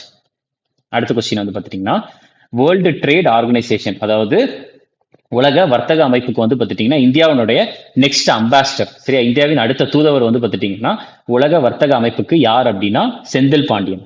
இதுக்கான ஆன்சர் என்னன்னா செந்தில் பாண்டியன் அவர்கள். ஸோ வேர்ல்டு ட்ரேட் ஆர்கனைசேஷன் பொறுத்த வரைக்கும் இது எஸ்டாப்ளிஷ் ஆனது 1995 வந்து எஸ்டாப்ளிஷ் பண்ணியிருக்கிறாங்க. ரைட்டா? ஸோ வேர்ல்டு ட்ரேட் ஆர்கனைசேஷனுடைய ஹெட் குவார்ட்டர்ஸ் வந்து ஜெனீவா. ஜெனீவா எங்க இருக்குன்னா சுவிட்சர்லாண்ட்ல இருக்கு. ஜெனீவா சுவிட்சர்லாண்ட்ல இருக்கு. ஸோ அதுக்கப்புறம் வந்து பார்த்துட்டீங்கன்னா வேர்ல்டு ட்ரேட் ஆர்கனைசேஷனுடைய ஹெட் வந்து யாருன்னா இன்கோசி, ரொம்ப முக்கியமான பேர். ஓகே, இன்கோசி ஒகாஞ்சோ இவியாலா. ஓகே, இன்கோசி ஒகாஞ்சோ இவியாலா அவங்க தான். ஸோ இவங்க தான் வந்து பார்த்துட்டீங்கன்னா வேர்ல்டு ட்ரேட் ஆர்கனைசேஷனுடைய ஃபர்ஸ்ட் உமன் பிரசிடென்ட்டும் இவங்க தான். அது போக வந்து பார்த்துட்டீங்கன்னா ஃபர்ஸ்ட் ஆப்பிரிக்கன் பிரசிடென்ட்டும் இவங்க தான். ஆப்பிரிக்கால இருந்து ஒருத்தவங்க வந்து இந்த பொசிஷன்ல உட்காந்துருக்காங்கன்னா இவங்க தான் முதல் தடவை. அதுக்கப்புறம் வந்து ஒரு பெண் வந்து வேர்ல்டு ட்ரேட் ஆர்கனைசேஷனுடைய தலைவராக வந்து தேர்ந்தெடுத்திருக்காங்கன்னா இவங்க தான் ஃபர்ஸ்ட் டைம். ஓகே, அடுத்து எந்த மாநிலத்தில் வந்து பார்த்துட்டீங்கன்னா இந்தியாவுடைய ஃபர்ஸ்ட் ஆரோக்கியமான மற்றும் சுகாதாரமான ஃபுட் ஸ்ட்ரீட் பிரசாதம் அப்படின்ற ஒன்றை கொண்டு வந்துருக்காங்க. ஃபுட் ஸ்ட்ரீட் பிரசாதம், அதாவது ஆரோக்கியம் மற்றும் சுகாதாரமான ஃபுட் ஸ்ட்ரீட் பிரசாதம் அப்படின்றத கொண்டு வந்த மாநிலம் வந்து எது அப்படின்னு பார்த்துட்டீங்கன்னா மத்திய பிரதேஷ்ல எங்க கொண்டு வந்திருக்காங்கன்னா உஜ்ஜைன் அப்படின்ற இடத்துல தான் கொண்டு வந்திருக்காங்க. ஓகே, அடுத்து அகலான் மோடி ஈவெண்ட். சரி, அகலான் மோடி நிகழ்வு வந்து எந்த நாட்டில் வந்து எந்த நாட்டில் நடந்துச்சு அப்படின்னு கேட்குறாங்க. United Arab Emirates. Okay, United Arab எமிரேட்ஸ்ல, ஐக்கிய அரபு எமிரகத்துல தான் இது நடந்திருக்கு. அடுத்த கேள்வி, அட்டால் சேத்து, அதாவது இந்தியாவினுடைய மிக நீளமான கடல் பாலம் அப்படின்றது எந்த மாநிலத்துல லொக்கேட் ஆயிருக்குதுன்னா மகாராஷ்டிரால தான் லொக்கேட் ஆயிருக்கு. மகாராஷ்டிரால எங்கன்னா மும்பையையும் நவி மும்பையும் கனெக்ட் பண்றது, மும்பை மற்றும் நவி மும்பையை கனெக்ட் பண்றதா இந்த அட்டல் சேத்து இந்தியாவினுடைய மிக நீளமான கடல் பாலமாக இருக்கிறது. ஓகே, ஸோ டோட்டலாக இந்த அட்டல் சேத்துவனுடைய லென்த் எவ்வளோ அப்படின்னு பார்த்துட்டீங்கன்னா 21.8 கிலோமீட்டர். ரைட்டா? 21 கிலோமீட்டர் 800 மீட்டர் ஆகும். ரைட்டா? அடுத்தது பாருங்க. ஸோ எந்த ஆர்கனைசேஷன் வந்து 7.62 மில்லிமீட்டர் கேலிபர் அசால்ட் ரைஃபிள், சரியா, இந்த கன் அதனுடைய பேர் என்ன, உக்ரம். சரியா, உக்ரம் அப்படின்ற இந்த கன்னை வந்து டெவலப் பண்ண நிறுவனம் வந்து எது அப்படின்னு கேட்குறாங்க. Defence research and development organisation, DRDO. நம்ம ஃபர்ஸ்டே பார்த்துருப்போம். டிஆர்டிஓ ஆரம்பிக்கப்பட்டது 1958. ஸோ டிஆர்டிஓனுடைய ஹெட் குவார்ட்டர்ஸ் வந்து நியூ டெல்லியில இருக்கு. டிஆர்டிஓனுடைய சேர்மன் வந்து யாருன்னா சமீர் வி கமத் அவர்கள். ஓகே, 1958 நியூ டெல்லி. நம்ம இனிமேல் டிஆர்டிஓ அப்படின்னு பார்த்தாலே இதுதான் 1958 நியூ டெல்லி. சமீர் வி கமத் அவர் தான் வந்து சேர்மன். ஓகே, நெக்ஸ்ட் பாருங்க. அதுக்கடுத்து என்ன சொல்றாங்கன்னா ராம் லல்லா தர்ஷன் திட்டத்தை வந்து பார்த்துட்டீங்கன்னா அறிமுகப்படுத்திய மாநிலம் வந்து எதுனா சத்தீஸ்கர். சரியா, அயோத்தியர் ராமர் கோயிலுக்காக வந்து பார்த்துட்டீங்கன்னா இந்த ராம் லல்லா தர்ஷன் திட்டத்தை வந்து அறிமுகப்படுத்தியது சத்தீஸ்கர் மாநிலம். அடுத்து வந்து பார்த்துட்டீங்கன்னா start up ranking 2022, start up ranking 2022 வருஷத்துக்கு கேட்டகரி பி ஸ்டேட்டஸ். சரியா, டோட்டலா வந்து நிறைய ஸ்டேட்ஸ் இருக்கு. அதுல கேட்டகரி பி ஸ்டேட்ஸ்ல வந்து பெஸ்ட் பெர்ஃபார்மர் அவார்டு வாங்கியது யார் அப்படின்னு கேட்கறாங்க. இதுக்கான ஆன்சர் ஹிமாச்சல பிரதேசம். சரியா, கேட்டகரி பி ஸ்டேட்ஸ் அப்படின்னா வந்து அது அங்க அந்த மாநிலத்துல இருக்கிற மக்கள் தொகை அப்படின்றது 1 கோடிக்கு கீழே தான் இருப்பாங்க. சரியா, ஒரு மாநிலத்துல வந்து மக்கள் தொகை 1 கோடி கீழே இருந்தா அது கேட்டகரி பி ஸ்டேட்டஸா சொல்றாங்க. அந்த ஸ்டேட்ஸ்ல வந்து start up ranking 2022 best performer யார் அப்படின்னா ஹிமாச்சல பிரதேஷ். இதுவே வந்து உத்தரப்பிரதேஷ், இதுல வந்து குஜராத் வந்து பாத்தீங்கன்னா category A status. Category A states இதுல வந்து பாத்துட்டீங்கன்னா நம்பர் ஒன். திருப்பி குஜராத்துக்கு அடுத்து வந்து யாரெல்லாம் இருக்கிறாங்க அப்படின்னு பாத்தீங்கன்னா கர்நாடகா இருக்கிறாங்க. அதுக்கப்புறம் கேரளா, தமிழ்நாடு, இதெல்லாம் வந்து பாத்துட்டீங்கன்னா கேட்டகரி ஏ ஸ்டேட்ஸ்ல வந்து ரேங்கிங்ஸ். ரைட்டா? அதுக்கு அடுத்து வந்து பாத்தீங்கன்னா பப்பட்ரி அப்படின்றது வந்து பாத்துட்டீங்கன்னா பொம்மலாட்டம். சரியா, ஆந்திர பிரதேஷ்ல ஃபேமஸான பொம்மலாட்டத்தை வந்து என்ன அப்படின்னு சொல்லுவாங்க, என்னன்னு சொல்லி கூப்பிடுவாங்கன்னா தொழு பொம்மலாட்டம். சரி, ஆந்திர பிரதேஷ்ல இருக்கிற பொம்மலாட்டம் வந்து என்னன்னு சொல்லுவாங்கன்னா தொழு பொம்மலாட்டம் அப்படின்ட்டு சொல்லுவாங்க. யாம்புரி அப்படின்றது வந்து பீகார்ல இருக்க பொம்மலாட்டம் பேரு. இந்த யாம்புரி, பெனிபுட்டூல், பாவக்கூத்து, தொழு பொம்மலாட்டம் எல்லாமே வந்து பொம்மலாட்டத்துடைய ஒரு வெரைட்டிஸ் தான். வேற வேற மாநிலத்துல வேற ஒரு பெயர்களால வந்து அழைக்கப்படுகிறது. யாம்புரி அப்படின்றது பீகார்ல இருக்க பொம்மலாட்டத்தினுடைய பெயர். பெனிபுட்டல் அப்படின்றது வெஸ்ட் பெங்கால்ல இருக்க பொம்மலாட்டம். அதுக்கப்புறம் பாவக்கூத்து அப்படின்றது கேரளால இருக்கிற பொம்மலாட்டத்தினுடைய பெயர். ரைட்டா? அடுத்த கேள்வி வந்து பாத்துட்டீங்கன்னா சோ முதல் இந்தியன், ரைட்டா, 35 வருஷம் கழிச்சு வந்து பாத்துட்டீங்கன்னா கிராண்ட் ஸ்லாம். சோ டோட்டலா வந்து நம்மளுக்கு எத்தனை கிராண்ட் ஸ்லாம் இருக்குன்றத நான் நிறைய டைம் வந்து நம்ம கரண்ட் அஃபேர்ஸ் சீரீஸ்லயுமே சொல்லியிருப்பேன். அதுக்கு அடுத்து எஸ்எஸ்சி ஜிடியோடைய இப்போ batch current top GS series போய்கிட்டு இருக்கு. ஸோ அதுலயுமே நான் வந்து ஃபுல்லாவே எக்ஸ்பிளைன் பண்ணியிருப்பேன். அதுல வந்து ஃபர்ஸ்ட் ஆஸ்திரேலியன் ஓப்பன்ல இருந்து ஆரம்பிச்சு யூஎஸ் ஓப்பன் வரைக்கும் யார் யார் ஜெயிச்சிருக்காங்க அப்படின்றது மென்ஷன் பண்ணியிருப்பேன். ஓகே, ஸோ இந்த கிராண்ட் ஸ்லாம் அப்படின்றது வந்து ஆஸ்திரேலியன் ஓப்பன் நடக்கும், அதுக்கப்புறம் வந்து யூஎஸ் ஓப்பன் நடக்கும். அதாவது இது ஆர்டரா எழுதல, ஜஸ்ட் 4 தான் நான் எழுதுறேன். ஆஸ்திரேலியன் ஓப்பன், அதுக்கப்புறம் வந்து பாத்தீங்கன்னா விம்பிள்டன் நடக்கும், அதுக்கடுத்து யூஎஸ் ஓப்பன் நடக்கும், அதுக்கப்புறம் பிரெஞ்சு ஓப்பன். ஸோ இது வந்து ஆர்டரா எழுதல, நான் நோட் பண்ணிக்கோங்க, ஆர்டரா எழுதல. ஜஸ்ட் இது வந்து ஒரு 4 கிராண்ட் ஸ்லாம்ஸ், ரைட்டா? ஸோ இந்த 4 கிராண்ட் ஸ்லாம்ஸ்ல வந்து பாத்துட்டீங்கன்னா டோட்டல் கிராண்ட் ஸ்லாம்லயுமே ஒரு சீடட் பிளேயர், ரைட்டா? சீடட் பிளேயர் அப்படின்றது வந்து யாரை வந்து சீடட் பிளேயர் அப்படின்னு சொல்லுவாங்கன்னா, ஓகே இவர் ஜெயிப்பதற்கு தான் நிறைய வாய்ப்புகள் இருக்கிறது அப்படின்னு சொல்றவங்களா சீடட் பிளேயர் அப்படின்ட்டு சொல்லுவாங்க. ஸோ ஃபர்ஸ்ட் டைம் 35 வருஷம் கழிச்சு ஒரு இந்தியர் வந்து சீடட் பிளேயரை கிராண்ட் ஸ்லாம்ல தோக்கடிக்கிறாங்க அப்படின்னா அது யார் அப்படின்னா சுமித் நகல், ரைட்டா? 35 வருஷம் கழிச்சு ஒரு இந்தியர் சீடட் பிளேயர் அப்படின்னா ஃபார் எக்ஸாம்பிள் வந்து 2 பிளேயர்ஸ் விளாடுறாங்க. இந்த 2 பிளேயர்ஸ்ல வந்து ஒரு பிளேயர் ஜெயிக்கிறதுக்கு தான் அதிகமான சான்சஸ் இருக்குன்னா அதுதான் டாப் சீடட் பிளேயர் அப்படின்ட்டு சொல்லுவாங்க, ரைட்டா? ஸோ அப்ப அதிகமா ஜெயிக்கிறதுக்கு சான்ஸ் இருக்கிற ஒரு பிளேயரை வந்து 35 வருஷம் கழிச்சு ஒரு இந்தியர் வந்து தோக்கடிச்சுக்க அப்படின்னு பாத்துட்டீங்கன்னா அவருடைய பேர் வந்து என்னன்னா சுமித் நாகல் அப்படின்றது தான், சுமித் நாகல். ஸோ இதை மட்டும் நீங்க தெரிஞ்சுக்கோங்க, ஓகே? ஸோ கிராண்ட் ஸ்லாம்ல வந்து அவர் வந்து தோற்கடிச்சிருக்காரு அப்படின்றது மட்டும் நீங்க பாத்துக்கோங்க. இவர் தோற்கடிச்சது யார் அப்படின்னு பாத்தீங்கன்னா அலெக்சாண்டர் புப்ளிக் அப்படின்றதையும் ஞாபகம் வச்சுக்கோங்க. அலெக்சாண்டர் புப்ளிக் கசகஸ்தானை சேர்ந்தவர், ஓகே? ஸோ நெக்ஸ்ட் கொஸ்டின் பாருங்க. இந்த கொஸ்டின்ல என்ன கேட்டிருக்காங்க அப்படின்னு பாத்தீங்கன்னா உக்ரைன் பீஸ் சம்மிட் 2024 எங்க வச்சு நடந்துச்சு, எந்த கண்ட்ரில வச்சு நடந்திருக்கு அப்படின்றதுதான் கேள்வி. இதுக்கான ஆன்சர் வந்து பாத்தீங்கன்னா சுவிட்சர்லாந்து, சரியா? சுவிட்சர்லாந்துல வச்சுதான் இது நடந்திருக்கு, ஓகே? உக்ரைனுடைய கேபிட்டல் வந்து என்னன்னா கீவ், உக்ரைனுடைய தலைநகரம் கீவ். சுவிட்சர்லாந்துடைய தலைநகரம் வந்து பெர்ன், ஓகே? பெர்ன். நெக்ஸ்ட் அடுத்தது வந்து ஒரு புக்கு கொடுத்து அந்த புக்கை எழுதியவர் யார் அப்படின்னு கேட்கிறாங்க. Fertilising the future, Bharat march towards fertiliser self sufficiency. இந்த புக்கை வந்து எழுதுனது வந்து யாருன்னா டாக்டர் மான்சுக் மண்டாவியா அவர்கள், மான்சுக் மண்டாவியா. ஸோ மான்சுக் மண்டாவியா வந்து என்ன மினிஸ்டர் அப்படின்னா இவங்க வந்து சென்ட்ரல் மினிஸ்டர் தான். இவருக்கு வந்து எந்த பதவி இருக்கு அப்படின்னு பார்த்துட்டீங்கன்னா minister of labour and employment, labour and employment. அதுக்கப்புறம் வந்து பார்த்துட்டீங்கன்னா minister of youth affairs and sports, minister of youth affairs and sports. So இந்த 2 துறைக்குமே வந்து சென்ட்ரல் கேபினெட் மினிஸ்டர் யாருன்னா டாக்டர் மன்சுக் மண்டாவியா அவர்கள் தான். இவர் எழுதிய புக் தான் fertilising the future, Bharat's march towards fertiliser self sufficiency.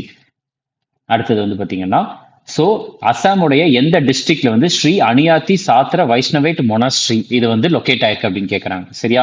So monastery அப்படின்றது மடாலயம், ரைட்டா? ஸோ ஸ்ரீ அனியாட்டி சாத்திர வைஷ்ணவேட் மொனாஸ்ட்ரி வந்து எங்க லொக்கேட் ஆயிருக்குன்னா திப்ருகார், ஓகே? இதுக்கான ஆன்சர் என்ன அப்படின்னு பார்த்தீங்கன்னா திப்ருகார். நெக்ஸ்ட் வந்து so endangered alphabets writing award 2024 வருஷத்துக்கு இந்த விருதை வாங்கிய ஒரே இந்தியர் வந்து யார் அப்படின்னு கேட்கறாங்க. பிரசன்ன ஸ்ரீ சதுபதி, சரியா? பிரசன்ன ஸ்ரீ சதுபதி. இதுல வந்து பாத்துட்டீங்கன்னா மஜூலி அப்படின்னு இருக்குது இல்ல, மஜூலி தான் என்னன்னா உலகத்திலேயே வேர்ல்ட்ஸ் லார்ஜஸ்ட் ரிவர் ஐலாண்ட், சரியா? வேர்ல்ட்ஸ் லார்ஜஸ்ட் ரிவர் ஐலாண்ட் வந்து இந்த மஜூலி தான். இந்த மஜூலி வந்து எங்க லொக்கேட் ஆயிருக்குன்னா அஸ்ஸாம்ல லொக்கேட் ஆயிருக்கு. மஜூலி எந்த ரிவர்ல லொக்கேட் ஆயிருக்குன்னா பிரம்மபுத்திரா நதியில லொக்கேட் ஆயிருக்கு, okay? World's largest river island, okay? World's largest river island, அதை மட்டும் ஞாபகம் வச்சுக்கோங்க. அதாவது ரிவர்ல இருக்கிற ஒரு தீவு, அதாவது உலகத்திலே மிகப்பெரிய ரிவர்ல இருக்க தீவு அப்படின்னா அது மஜூலி தான், okay? So endangered alphabets writing award வாங்கிய ஒரே இந்தியர் வந்து யார் அப்படின்னா பிரசன்ன ஸ்ரீ சதுபதி. நெக்ஸ்ட் பாருங்க. ஸோ இப்போ ரீசெண்டாக வந்து பார்த்தீங்கன்னா ஸ்லிம் மிஷன் அப்படின்றது வந்து யாருடையது அப்படின்னா ஜப்பானுடையது, சரியா? ஜப்பானோடது வந்து என்னன்னு சொல்லுவோம் அப்படின்னா ஜாக்ஸா அப்படின்னு சொல்லுவாங்க. ஜப்பான் ஸ்பேஸ் ஏஜென்சியை ஜாக்ஸா அப்படின்னு சொல்லுவாங்க. ஸோ இது வந்து ஸ்லிம் மிஷன் அப்படின்றது வந்து பார்த்துட்டீங்கன்னா இந்த யாருடையதுன்னா ஜப்பான். இது வந்து இதனுடைய டார்கெட் லேண்டிங் லொகேஷன் என்னன்னு கேட்குறாங்க. ஜப்பானுடைய SLIM mission smart landing for investigating moon. So இதை மூணை வந்து இன்வெஸ்டிகேட் பண்றதுக்காக தான் இந்த ஸ்லிம் மிஷன். இதனுடைய லேண்டிங் லொகேஷன் வந்து என்ன அப்படின்னா ஷியோலி கிரேட்டர். இதுக்கான ஆன்சர் வந்து என்ன அப்படின்னு பார்த்துட்டீங்கன்னா ஷியோலி கிரேட்டர். ஸோ இப்போ இதுல வந்து கிரேட்டர் அப்படின்னு சொல்றாங்கல்ல, கிரேட்டர் அப்படின்றதுக்கு மீனிங் என்னன்னா குழி, சரியா? ஸோ இப்போ நீ ஒரு லேண்ட் இருக்கு அப்படின்னு பார்த்துட்டீங்கன்னா ஒரு சென்டர்ல ஒரு பெரிய குழி இருக்குது அப்படின்னா அதுதான் வந்து கிரேட்டர் அப்படின்ட்டு சொல்லுவாங்க, ஷியோலி கிரேட்டர், ரைட்டா? அதுதான் லேண்டிங் லொகேஷன். நெக்ஸ்ட் பாருங்க, டைம் ஸ்பெண்ட் டிஸ்டன்ஸ் டிராவல். இது வந்து யாருடைய சுயசரிதம், ரைட்டா? இந்த நூலை தன் வாழ்க்கை வரலாறை தானே எழுதியது, ரைட்டா? டைம் ஸ்பெண்ட் டிஸ்டன்ஸ் டிராவல்டு யாருடைய வாழ்க்கை வரலாறு அப்படின்னா சிவராஜ் வி பட்டேல். சரி, அவர் வந்து retired judge Shivraj C Patel. Next பாருங்க, ஸோ ஆயுஷா தீக்ஷா சென்டருக்கு வந்து அடிக்கல் நாட்டியது எந்த நகர அடிக்கல் நாட்டியிருக்காங்க அப்படின்னு கேட்குறாங்க. புவனேஸ்வர்ல. சரியா? புவனேஸ்வர், அதாவது யூனியன் மினிஸ்டர் சர்பானந்த சோனோவால், ரைட்டா? இவர் வந்து ஆயுஷ் திக்ஷா அப்படின்றத வந்து பார்த்துட்டீங்கன்னா இனிஷியேட் பண்ணி வச்சிருக்கிறாரு. சரியா? ஆயுஷ் திக்ஷா. இப்போ இதுல வந்து பார்த்துட்டீங்கன்னா ஆயுஷ் அப்படின்றதுக்கு வந்து ஃபுல் ஃபார்ம், ரைட்டா? இது வந்து எக்ஸாம்ல கேட்டிருக்கிறாங்க. ஆயுஷ், AYUSH. ஸோ ஆயுஷ் அப்படின்றதுக்கு வந்து ஃபுல் ஃபார்ம் என்னன்னா ஏ ஃபார் ஆயுர்வேதா. ஏனா ஆயுர்வேதா, ஒய்னா வந்து யோகா அண்ட் நேச்சுரோபதி. ஒய்னா யோகா அண்ட் நேச்சுரோபதி. யூனா வந்து உனானி. எஸ்னா சித்தா. ஹெச் வந்து ஹோமியோபதி. ஹெச் வந்து ஹோமியோபதி. சரியா?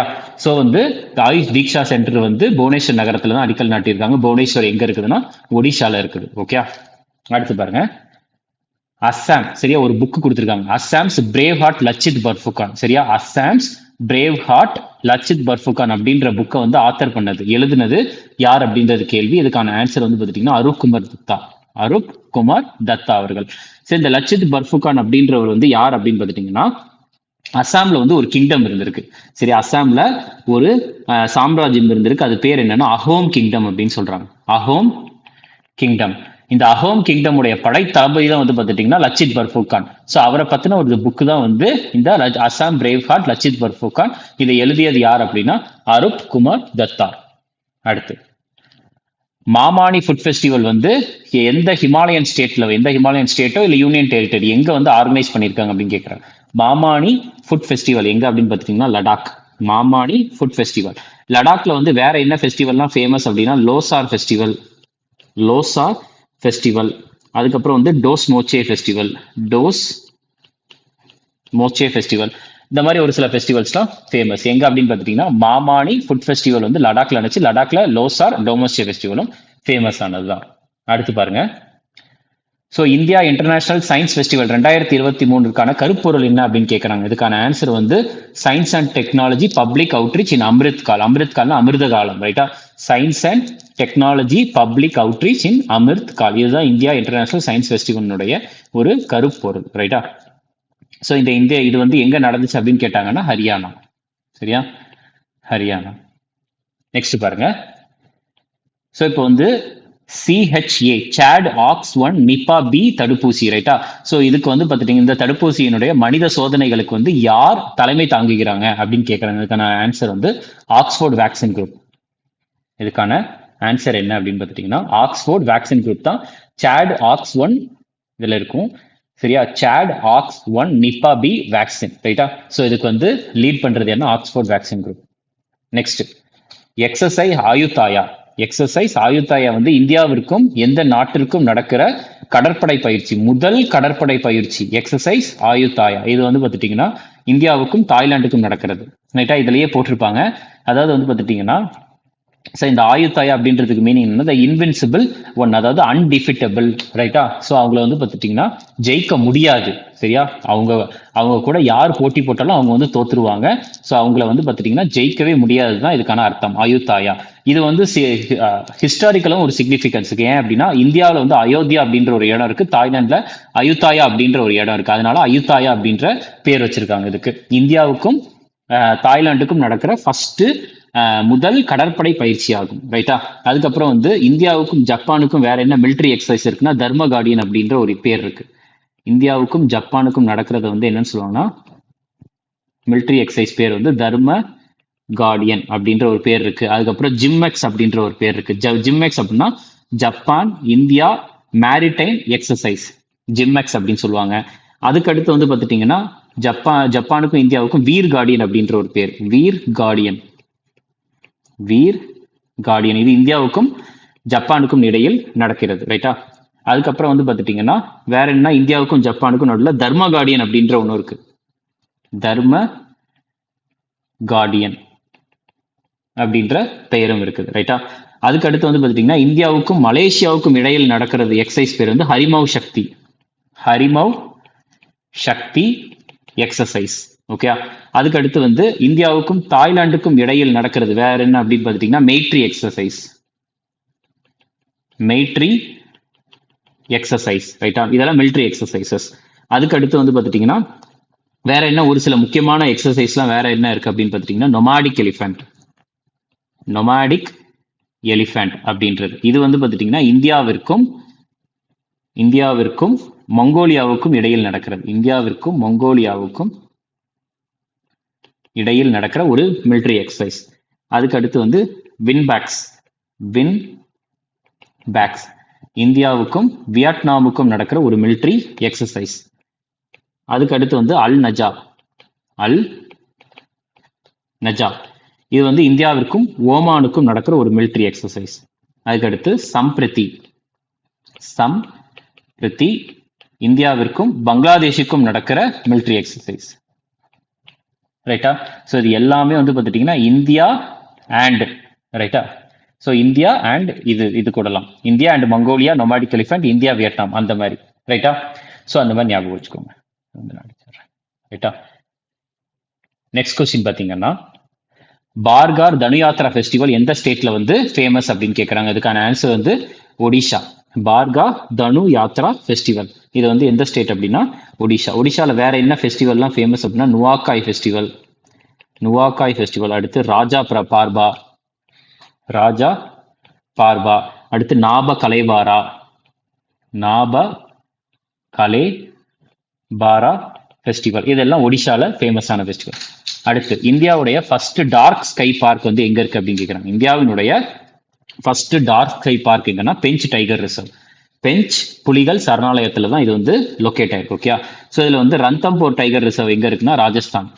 Ranthambore tiger reserve Rajasthan. Gir national park எங்க இருக்கு அப்படின்னா குஜராத். பெஞ்ச் டைகர் ரிசர்வ் எங்க இருக்குன்னா மத்திய பிரதேஷ். சுந்தர்பன்ஸ் எங்க இருக்கு அப்படின்னு பாத்தீங்கன்னா வெஸ்ட் பெங்கால். இந்தியாவுடைய ஃபர்ஸ்ட் டார்க் ஸ்கை பார்க் எங்கன்னா பெஞ்ச் டைகர் ரிசர்வ். அடுத்து வந்து பாத்துட்டீங்கன்னா எந்த ஒரு புக்கு கொடுத்து அந்த புக்கை எழுதுனது யார் அப்படின்னு கேட்டிருக்காங்க. அந்த புக்கோட பேரு காந்தி அ லைஃப் இன் 3 கேம்பெயின்ஸ். ஓகே. காந்தி அ லைஃப் இன் 3 கேம்பெயின்ஸ் எழுதியது யாருன்னா எம்ஜே அக்பர். சரியா? எம்ஜே அக்பர். நெக்ஸ்ட் வந்து பாருங்க. அடுத்தது வந்து ஸ்பானிஷ் சூப்பர் கப். இது வந்து சவுதி அரேபியாவினுடைய தலைநகரமான ரியாதில் நடந்திருக்கு. ஸோ இந்த ஸ்பானிஷ் சூப்பர் கப் வந்து ஜெயிச்ச டீம் வந்து என்ன அப்படின்னு கேட்கறாங்க. இதுக்கான ஆன்சர் ரியல் மேட்ரிட். ரைட்டா? இதுக்கான ஆன்சர் வந்து என்னன்னா ரியல் மேட்ரிட். ஓகே. நெக்ஸ்ட் வந்து பாருங்க. ஸோ எந்த மாநில ஆராய்ச்சியாளர்கள் வந்து பார்த்துட்டீங்கன்னா சூரிய ஒளியை மட்டுமே ஆற்றலாக பயன்படுத்தும் நீர் சுத்திகரிப்பு திறன் கொண்ட நானோ பவுடரை உருவாக்கி இருக்கிறாங்க அப்படின்னு கேட்கறாங்க. இதுக்கான ஆன்சர் கேரளா. சரியா? அதாவது வந்து பாத்தீங்கன்னா ஒரு நானோ பவுடரை வந்து டெவலப் பண்ணியிருக்காங்க. அந்த நானோ பவுடர் வந்து பார்த்துட்டீங்கன்னா வாட்டர் பியூரிஃபிகேஷன் கெப்பாசிட்டி உடையது. ஸோ அது வந்து வெறும் சன்லைட்டை மட்டுமே யூஸ் பண்ணி அதை பவர் பண்ணிக்கும் அப்படின்னு கேட்கறாங்க. இதை வந்து டெவலப் பண்ண ரிசர்ச்சர்ஸ் வந்து எந்த ஸ்டேட்டை சேர்ந்தவங்கன்னா கேரளாவை சேர்ந்தவங்க. ஓகே. அடுத்த கேள்வி வந்து பாருங்க. இரண்டாவது இன்டர்நேஷனல் ஆயுஷ் கான்ஃபரன்ஸ் வந்து எங்க வச்சு நடந்திருக்கு அப்படின்னு கேட்கறாங்க. இதுக்கான ஆன்சர் யுனைடெட் அரப் எமிரேட்ஸ்ல வச்சு நடந்திருக்கு. யுனைடெட் அரப் எமிரேட்ஸ்ல துபாயில வச்சு நடந்திருக்கு. ஓகே. ஆயுஷோடைய ஃபுல் ஃபார்ம் நம்ம ஆல்ரெடி பார்த்திருந்தோம். ஆயுர்வேதா, அதுக்கப்புறம் yoga and naturopathy, Unani, Siddha, homeopathy. Okay. அடுத்த கேள்வி வந்து பாத்தீங்கன்னா சோ எந்த நிதி நிறுவனம் வந்து ஆனமலை டைகர் ரிசர்வ்க்கு உதவி இருக்காங்க அப்படின்னு கேட்கறாங்க. சரி, ஆனமலை புலிகள் காப்பகத்தில் அதாவது மாற்று ஆக்கிரமிப்பு இனங்களை வந்து அந்த இனங்கள் திட்டத்திற்கு எந்த நிதி நிறுவனம் உதவி வழங்குகிறது அதுதான் கேள்வி. இதுக்கான answer NABARD. National bank for agriculture and rural development. Okay. Anamalai tiger reserve எங்க இருக்கு அப்படின்னு பாத்துட்டீங்கன்னா ஆனமலை புலிகள் சரணாலயம் வந்து தமிழ்நாட்டுல இருக்குது. ஓகே. ஸோ ஃபர்ஸ்ட் வேர்ல்டு பேங்கை பொறுத்த வரைக்கும் வேர்ல்டு பேங்க்கும் சரி இன்டர்நேஷனல் மானிட்டரி ஃபண்டும் சரி இந்த இரண்டுமே எப்போ வந்து எஸ்டாப்ளிஷ் பண்ணாங்கன்னா 1944 இதனுடைய ஹெட் குவார்ட்டர்ஸ் வந்து எங்க இருக்கு அப்படின்னு பாத்துட்டீங்கன்னா வாஷிங்டன் டிசியில இருக்குது. ஓகே. ஸோ இந்த டிசி அப்படின்னு சொல்றாங்கன்னா டிசியோடைய ஃபுல் ஃபார்ம் வந்து டிஸ்ட்ரிக்ட் கொலம்பியா. ஓகே.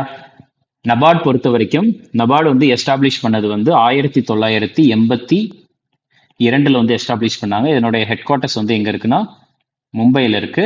இதனுடைய சேர்மன், சரியா, இப்போதைக்கு சேர்மன் வந்து யாருன்னா Shaji KV. Shaji KV. Okay. Reserve Bank of India establish பண்ணப்பட்டது எப்பன்னா ஏப்ரல் 1, 1935 எஸ்டாப்ளிஷ் பண்ணாங்க. எந்த சட்டத்திற்கு கீழே அப்படின்னா ஆர்பிஐ ஆக்ட் 1934 சட்டத்திற்கு கீழே எஸ்டாப்ளிஷ் பண்ணாங்க. ஃபர்ஸ்ட் ஆர்பிஐ ஹெட் குவார்ட்டர்ஸ் எங்க இருந்துச்சு அப்படின்னா கொல்கட்டால தான் இருந்துச்சு. அது 1937 தான் எங்க மாத்தினாங்கன்னா மும்பையில மாத்தினாங்க. மும்பைக்கு மாத்தினாங்க. ஓகே. அதுக்கு அடுத்த கொஸ்டின். நெக்ஸ்ட் கொஸ்டின் என்ன கேட்கறாங்க அப்படின்னு பார்த்துட்டீங்கன்னா ஃபர்ஸ்ட் பாக்கே பாகா ஹார்ன்பில் ஃபெஸ்டிவல், ரைட்டா. ஸோ இது வந்து பார்த்துட்டீங்கன்னா பாக்கே டைகர் ரிசர்வ்ல கொண்டாடப்படும். பாக்கே டைகர் ரிசர்வ்ல பாக்கே பாகா ஹார்ன்பில் ஃபெஸ்டிவல் அப்படின்ற ஒரு பண்டிகையை வந்து செலிப்ரேட் பண்ணுவாங்க. அதை செலிப்ரேட் பண்றது வந்து எந்த ட்ரைபல் கம்யூனிட்டி அப்படிங்கிற எந்த பழங்குடியின மக்கள் வந்து கொண்டாடுவாங்க அப்படின்னா நீஷி ட்ரைப். இதுக்கான ஆன்சர் பார்த்தீங்கன்னா நீஷி டைப். மொத்தம் வந்து 2. அதே மாதிரி வந்து இது வந்து பாக்கே பாகா ஹார்ன்பில் ஃபெஸ்டிவல், ரைட்டா. பாக்கே பாகா ஹார்ன்பில் ஃபெஸ்டிவல் இது எங்க கொண்டாடுவாங்கன்னா நீஷி ட்ரைப் அருணாச்சல் பிரதேஷ்ல. அருணாச்சல் பிரதேஷ்ல. ஓகே. இதுவே வெறும் ஹார்ன்பில் ஃபெஸ்டிவல், வெறும் ஹார்ன்பில் ஃபெஸ்டிவல் அப்படின்னு கேட்டாங்க அப்படின்னா இதுக்கான ஆன்சர் நாகாலாந்து. இதுக்கான ஆன்சர் வந்து நாகாலாந்து. நான் இந்த வெறும் ஹார்ன்பில் ஃபெஸ்டிவல் என்னன்னு சொல்லுவாங்க, ஃபெஸ்டிவல் ஆஃப் ஃபெஸ்டிவல்ஸ் அப்படின்னு சொல்லுவாங்க. ஃபெஸ்டிவல் ஆஃப் ஃபெஸ்டிவல்ஸ் அப்படின்ட்டு வெறும் ஹார்ன்பில் ஃபெஸ்டிவலை சொல்லுவாங்க நாகாலாந்துல. இது அனைத்து பழங்குடியின மக்களால் கொண்டாடப்படுகிறது, ரைட்டா. எது அப்படின்னா ஹார்ன்பில் ஃபெஸ்டிவல். ஆனா பாக்கே பாகா ஹார்ன்பில் ஃபெஸ்டிவல் வந்து அருணாச்சல் பிரதேஷ் மட்டும்தான், சரியா. நெக்ஸ்ட் அடுத்த கேள்வி பாருங்க. ஒரு T20 இன்டர்நேஷனல் சீரீஸ்ல அதாவது ஒரு சீரீஸ்ல வந்து 5 செஞ்சுரி, ஒரே ஒரு சீரீஸ்ல 5 செஞ்சுரி அடிச்ச ஃபர்ஸ்ட் பேட்ஸ்மேன் வந்து யார் அப்படின்னு கேட்கறாங்க. ரோஹித் சர்மா, சரியா. ஒரு T20 இன்டர்நேஷனல் சீரீஸ்ல 5 செஞ்சுரி அடிச்ச ஒரு பேட்ஸ்மேன் வந்து யார் அப்படின்னா ஒரே பேட்ஸ்மேன் வந்து அது ரோஹித் சர்மா மட்டும்தான். அடுத்து மாத்தாரி வந்தன யோஜனா. இந்த திட்டத்தை வந்து அறிமுகப்படுத்திய மாநிலம் வந்து எதுனா சத்தீஸ்கர். மாத்தாரி வந்தன யோஜனா எந்த மாநிலம்னா சத்தீஸ்கர்.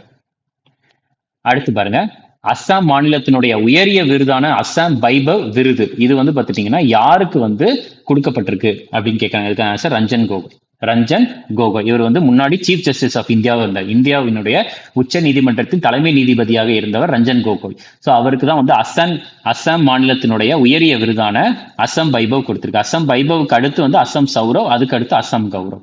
ஆனா உயரிய விருது அப்படின்றது அஸ்ஸாம் வைபவ் தான், ரைட்டா. ஸோ யார் கொடுக்கப்பட்டிருக்குதுன்னா ரஞ்சன் கோகோய்.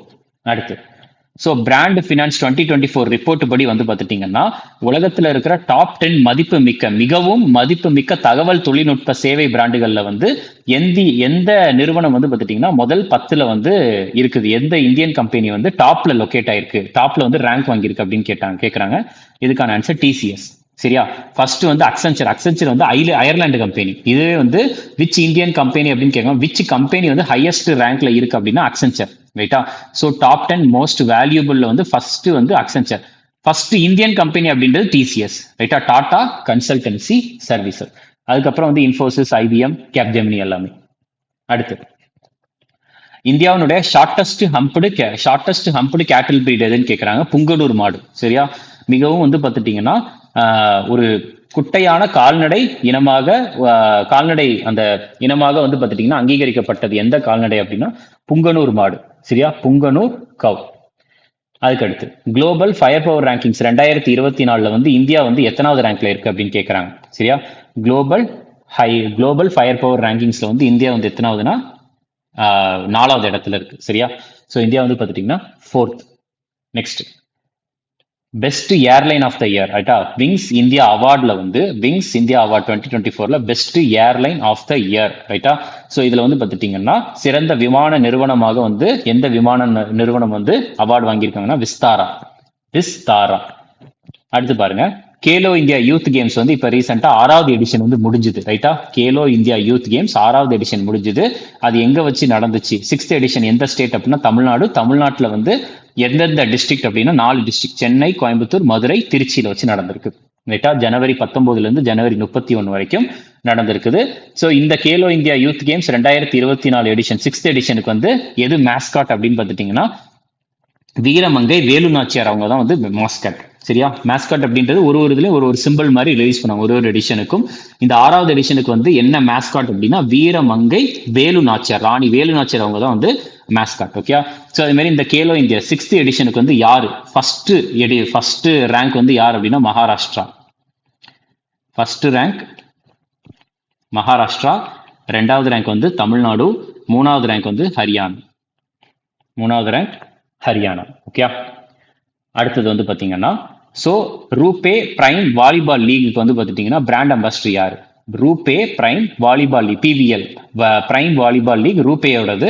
ஸோ அதுக்கு பிராண்ட் அம்பாசிடர் யாருன்னா ஹிருத்திக் ரோஷன்.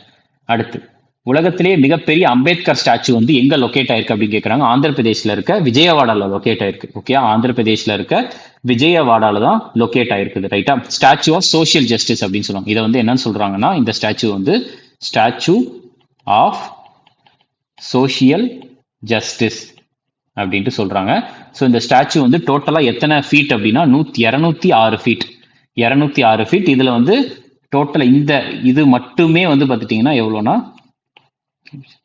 ஸோ இந்த சிலை மட்டுமே வந்து எவ்வளோ ஃபீட் அப்படின்னு சொல்றாங்கன்னா கிட்டத்தட்ட 125 ஃபீட் அப்படின்னு சொல்றாங்க. 125 ஃபீட்.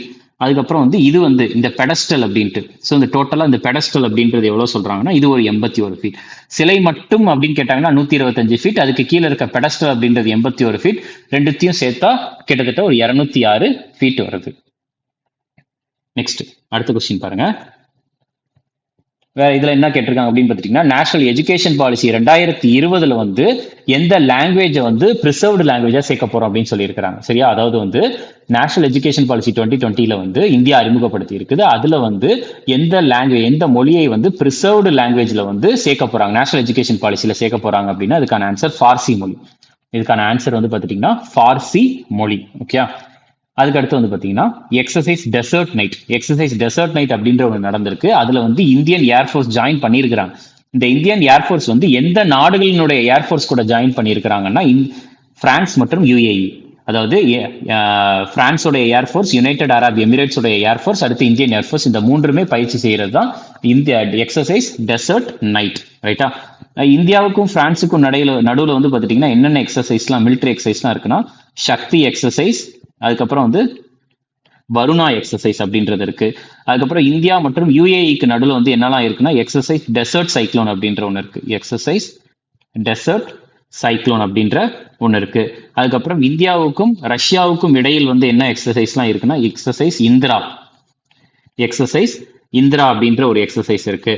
அதுக்கப்புறம் வந்து பார்த்துட்டீங்கன்னா இந்தியாவுக்கும் யுனைடெட் கிங்டம், ரைட்டா, இந்தியாவுக்கும் யுனைடெட் கிங்டமுக்கும் இடையில வந்து அஜேயா வாரியர் எக்ஸசைஸ், அதுக்கப்புறம் வந்து கொங்கன் எக்ஸசைஸ், அதுக்கு அடுத்து வந்து பார்த்துட்டீங்கன்னா இந்திரதனுஷ் எக்ஸசைஸ்,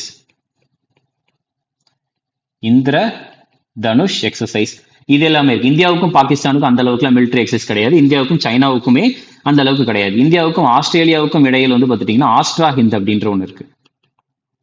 ஆஸ்ட்ரா ஹிந்த் அப்படின்ற ஒரு மிலிட்டரி எக்ஸசைஸ்.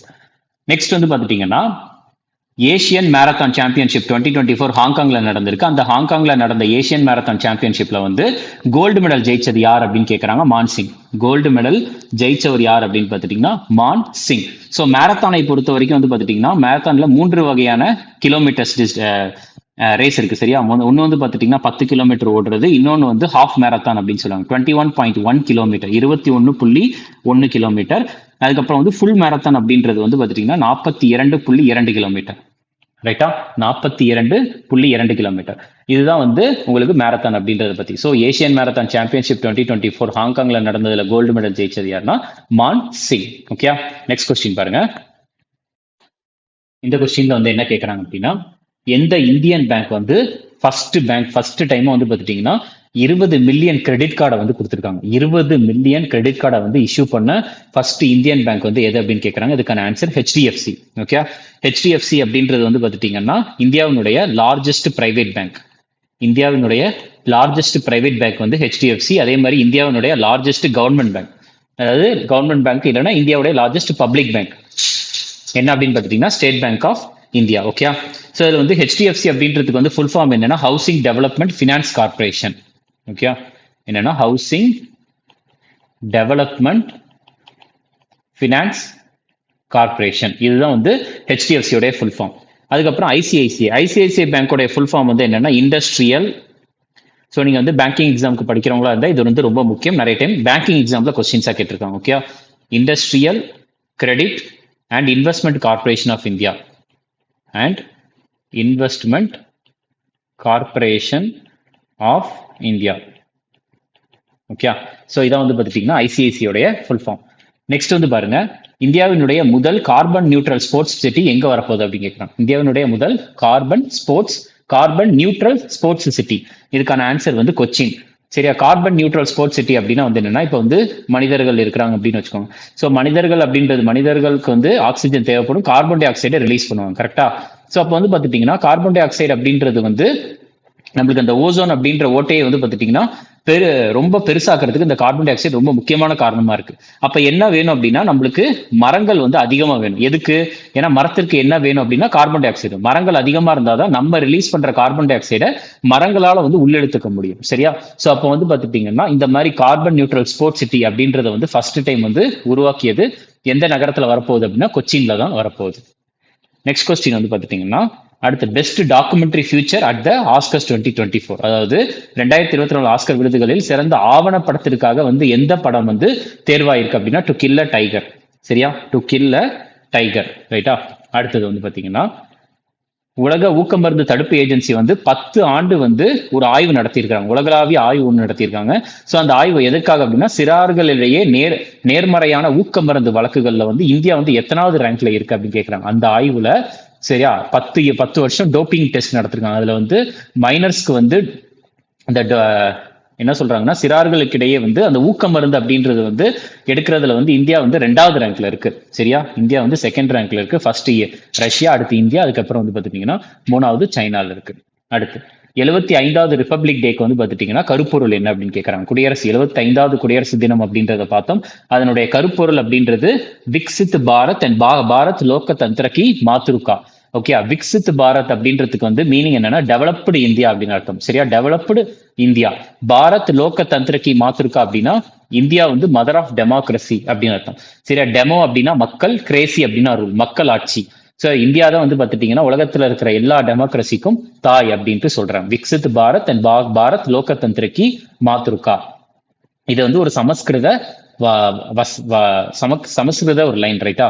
அடுத்து வந்து பாத்தீங்கன்னா, ஸோ இது வந்து பார்த்துட்டீங்கன்னா என்ன கேட்குறாங்கன்னா CoRover AI's Bharat GPT, இதனுடைய டெக்னாலஜி பார்ட்னர் வந்து யார் அப்படின்னு கேட்குறாங்க. சரியா, கிளவுட் சர்வீஸ் கொடுக்குறாங்க. ஸோ கோ ரோவர்ஸ் ஏஐடைய பாரத் ஜிபிடி, இதுக்கு வந்து கிளவுட் சர்வீஸ் கொடுக்குற டெக்னாலஜி பார்ட்னர் யாருன்னா கூகுள் கிளவுட். அடுத்து பாருங்க, நமன் அவார்ட்ஸ் செரமோனி 2024 நடந்திருக்கு. அந்த நமன் அவார்ட் செரமோனில வந்து colonel C K. Naidu lifetime achievement award. சரியா, கர்னல் சி.கே. நாயுடு வாழ்நாள் சாதனையாளர் விருது வந்து யாருக்கு கிடைச்சிருக்குன்னா ரவிசாஸ்திரி மற்றும் ஃபரூக் இன்ஜினியர். சரியா, ரவிசாஸ்திரி மற்றும் ஃபரூக் இன்ஜினியர் அவங்களுக்கு தான் வந்து இந்த விருதை வந்து வழங்கியிருக்கிறாங்க. அப்புறம் வந்து பாத்தீங்கன்னா, ஸோ 2024 வருஷத்துக்கான பத்மபூஷன் விருது வந்து வாங்கினதுல இந்த லிஸ்ட்ல வந்து யார் அப்படின்னு கேட்டிருக்கிறாங்க. ஸோ இதுல வந்து பாத்தீங்கன்னா ஃபாத்திமா பிவி, அதுக்கப்புறம் ஹார்முஸ்ஜீஸ் என் காமா. சரியா, 3 and 4 மட்டும்தான். ரைட்டா, 3 and 4 மட்டும்தான். ஸோ டோட்டலா இந்த வருஷம் பத்மபூஷன் விருது வந்து எத்தனை பேருக்கு வழங்கப்பட்டிருக்குது அப்படின்னா 17 பேருக்கு. டோட்டலா 2024 17 பேருக்கு பத்மபூஷன் விருது வந்து வழங்கப்பட்டிருக்குது. ரைட்டா? ஸோ 2024 அப்படின்னு பாக்குறப்ப பத்மா அவார்ட்ஸ் ஸோ டோட்டலா வந்து எத்தனை அப்படின்னு பார்த்தோம் அப்படின்னா 5 பத்ம விபூஷன் விருது. அதாவது இந்தியாவினுடைய மிக உயரிய விருது பாரத ரத்னா. அதுக்கப்புறம் வந்து பாத்துட்டீங்கன்னா பத்ம விபூஷன். சரியா, சோ 5 பேருக்கு பத்ம விபூஷன் கொடுத்திருக்காங்க. அதுக்கப்புறம் 17 பேருக்கு பத்ம பூஷன் கொடுத்திருக்காங்க. அடுத்து 110 பேருக்கு பத்மஸ்ரீ விருது வழங்கப்பட்டிருக்கு. ஓகே, அதுக்கப்புறம் சோ உலகத்திலேயே மிகப்பெரிய துணை ராணுவ படை வந்து எது அப்படின்னு கேட்கறாங்க. உலகத்திலேயே மிகப்பெரிய துணை ராணுவ படை சிஆர்பிஎஃப். சரியா, CRPF. BSF border security force அப்படின்னு சொல்லுவாங்க. பார்டர் செக்யூரிட்டி ஃபோர்ஸ் உடைய ஹெட் வந்து யார் அப்படின்னா தல்ஜித் சிங் சௌதரி. ஓகே, அதுக்கப்புறம் வந்து பாத்துட்டீங்கன்னா சிஆர்பிஎஃப் சென்ட்ரல் ரிசர்வ்டு போலீஸ் ஃபோர்ஸோடைய ஹெட் வந்து அனீஷ் தயால் சிங்.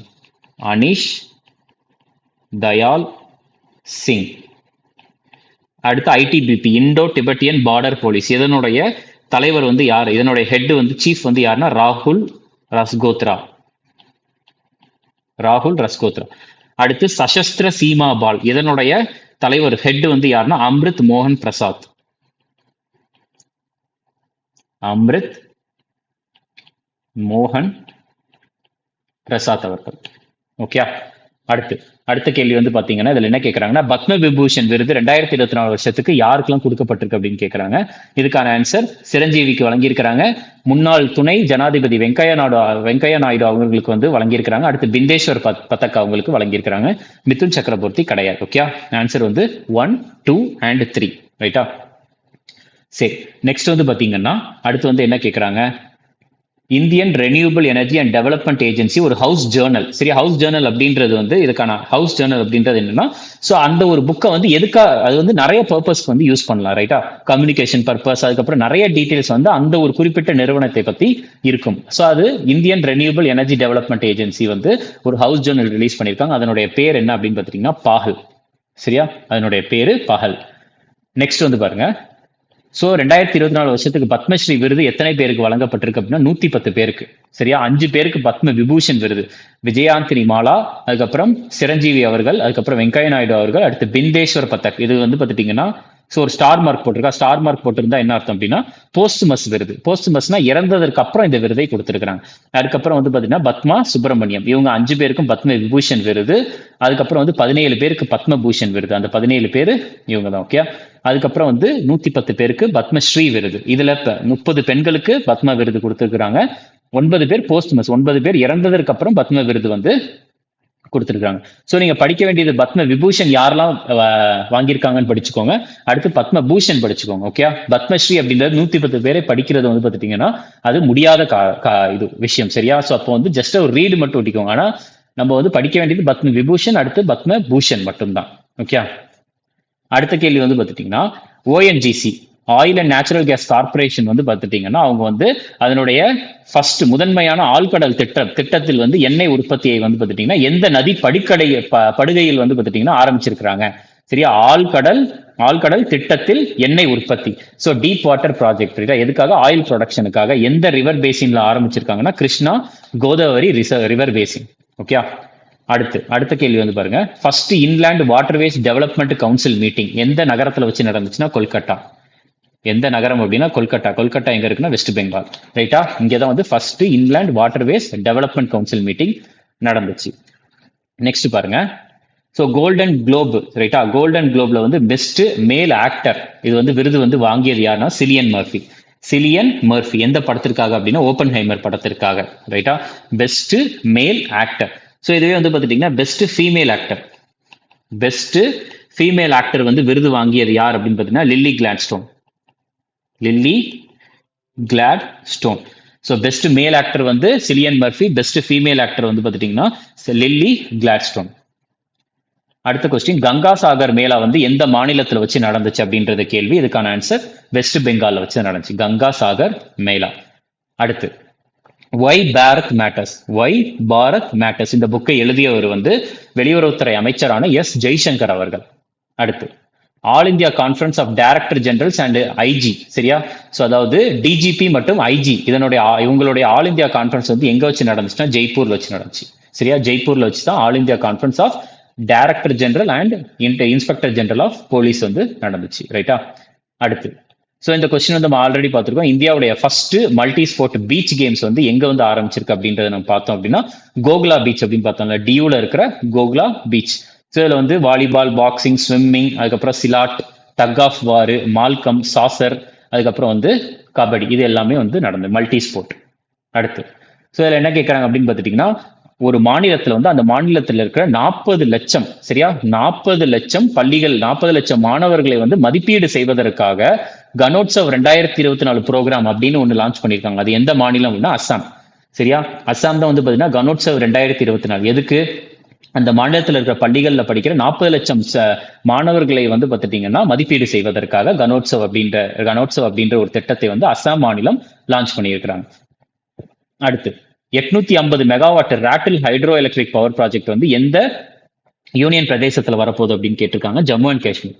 850 மெகாவாட். ரைட்டா? ஸோ மெகாவாட் அப்படின்றது ரொம்ப பெருசு. கிலோவாட் அடுத்து வந்து பார்த்துட்டீங்கன்னா மெகாவாட். ரைட்டா? Megawatt Ratle hydro electric project எந்த யூனியன் பிரதேசம்னா உங்களுக்கு ஜம்மு அண்ட் காஷ்மீர். அடுத்து பிசிசிஐடைய லைஃப் டைம் அச்சீவ்மெண்ட் அவார்ட், பிசிசிஐடைய வாழ்நாள் சாதனையாளர் விருது வந்து யாருக்கு போகுது அப்படின்னா ரவி சாஸ்திரி அவர்களுக்கு கொடுத்திருக்காங்க. சரியா? Board of cricket, board of control for cricket in India. ரைட்டா? எதுனா ரவி சாஸ்திரிக்கு தான் வாழ்நாள் சாதனையாளர் விருது வழங்கியிருக்கிறாங்க. அடுத்து காச்சி காரைக் அப்படின்றது எந்த மாநிலத்தை சேர்ந்தது அப்படின்றது நம்ம ஆல்ரெடி பார்த்த கொஸ்டின் தான் இது. குஜராத். காச்சி காரைக். அடுத்து காஞ்சார் எக்ஸசைஸ் வந்து எந்த 2 நாடுகளுக்கு இடையில் நடக்கிறது அப்படின்னா இந்தியா மற்றும் கிர்கிஸ்தானுக்கு இடையில் நடக்கிற ஒரு மிலிட்டரி எக்ஸசைஸ். ரைட்டா? இந்தியாவுக்கும் கிர்கிஸ்தானுக்கும் நடக்கிற மிலிட்டரி எக்ஸசைஸ் தான் காஞ்சார் எக்ஸசைஸ். இது வந்து எங்க வச்சு நடக்குதுன்னா கிர்கிஸ்தான். ஓகே. அடுத்து சுபாஷ் சந்திரபோஸ் ஆப்த பிரபந்தன் புரஸ்கர் 2024 வந்து பார்த்துட்டீங்கன்னா இந்த விருதுக்காக செலக்ட் ஆனது யார் அப்படின்னா 60 பாராஷூட் ஃபீல்டு ஹாஸ்பிட்டல். சரியா? 60, அதாவது 60னா அந்த நம்பர். ரைட்டா? 60 பாராஷூட் ஃபீல்டு ஹாஸ்பிட்டல் உத்தரப்பிரதேஷ்ல இருக்கு. ஸோ இந்த ஹாஸ்பிட்டல் எங்க இருக்குன்னா உத்தரப்பிரதேஷ்ல இருக்க 60 பாராஷூட் ஃபீல்டு ஹாஸ்பிட்டல் தான் சுபாஷ் சந்திரபோஸ் ஆப்த பிரபந்தன் புரஸ்கருக்கு வந்து தேர்வாயிருக்கிறாங்க. Next direct to cell Starlink satellite, direct to cell Starlink செயற்கைக்கோள்களை வந்து பார்த்துட்டீங்கன்னா எந்த அமைப்பு வந்து பார்த்துட்டீங்கன்னா லான்ச் பண்ணியிருக்காங்க அப்படின்னா இதுக்கான ஆன்சர் வந்து ஸ்பேஸ் எக்ஸ். இதுக்கான ஆன்சர் வந்து என்னன்னா ஸ்பேஸ் எக்ஸ், எலான் மஸ்கினுடையது. அடுத்து அயோத்தியா இருக்குல்ல, அயோத்தியா கோயில்ல இருக்கிற அந்த ராமர் சிலையை வந்து பார்த்துட்டீங்கன்னா இதை வந்து ஸ்கல்ப்ட் பண்ணது யார் அப்படின்னு கேட்கறாங்க. இதை செதுக்கியவர், அயோத்தி கோயில்ல இருக்கிற அந்த ராமர் சிலையை வந்து செதுக்கியவர் யார் அப்படின்னா அருண் யோகிராஜ் அவர்கள். சரியா? இதான் வந்து பாத்துட்டீங்கன்னா நம்ம ஜனவரி மந்த்துக்கான முக்கியமான ஒரு சில கரண்ட் அஃபேர்ஸ். ரைட்டா? ரொம்ப அதாவது வந்து பாத்துட்டீங்கன்னா நம்மளுக்கு ஜனவரி மந்த் அப்படின்றதுக்கு வந்து டாப் டு பாட்டம் எல்லாமே அப்பாயின்மெண்ட்ல இருந்து ஆரம்பிச்சு டேஸ் அண்ட் தீம்ஸ் ஆகட்டும், அதுக்கப்புறம் வந்து states, national news, international news, ஆபிச்சுவரி news, books and authors, இந்த மாதிரி எல்லாமே நம்மளுடைய ஆப்ல வந்து அவைலபிளா இருக்குது. அதனுடைய பிடிஎஃப்மே வந்து பாத்துட்டீங்கன்னா ஃப்ரீயாவே அவைலபிளா இருக்கு. அதையுமே வந்து ஒரு தடவை பாருங்க. இது வந்து ஜஸ்ட் ஒரு ரிவிஷன் தான்.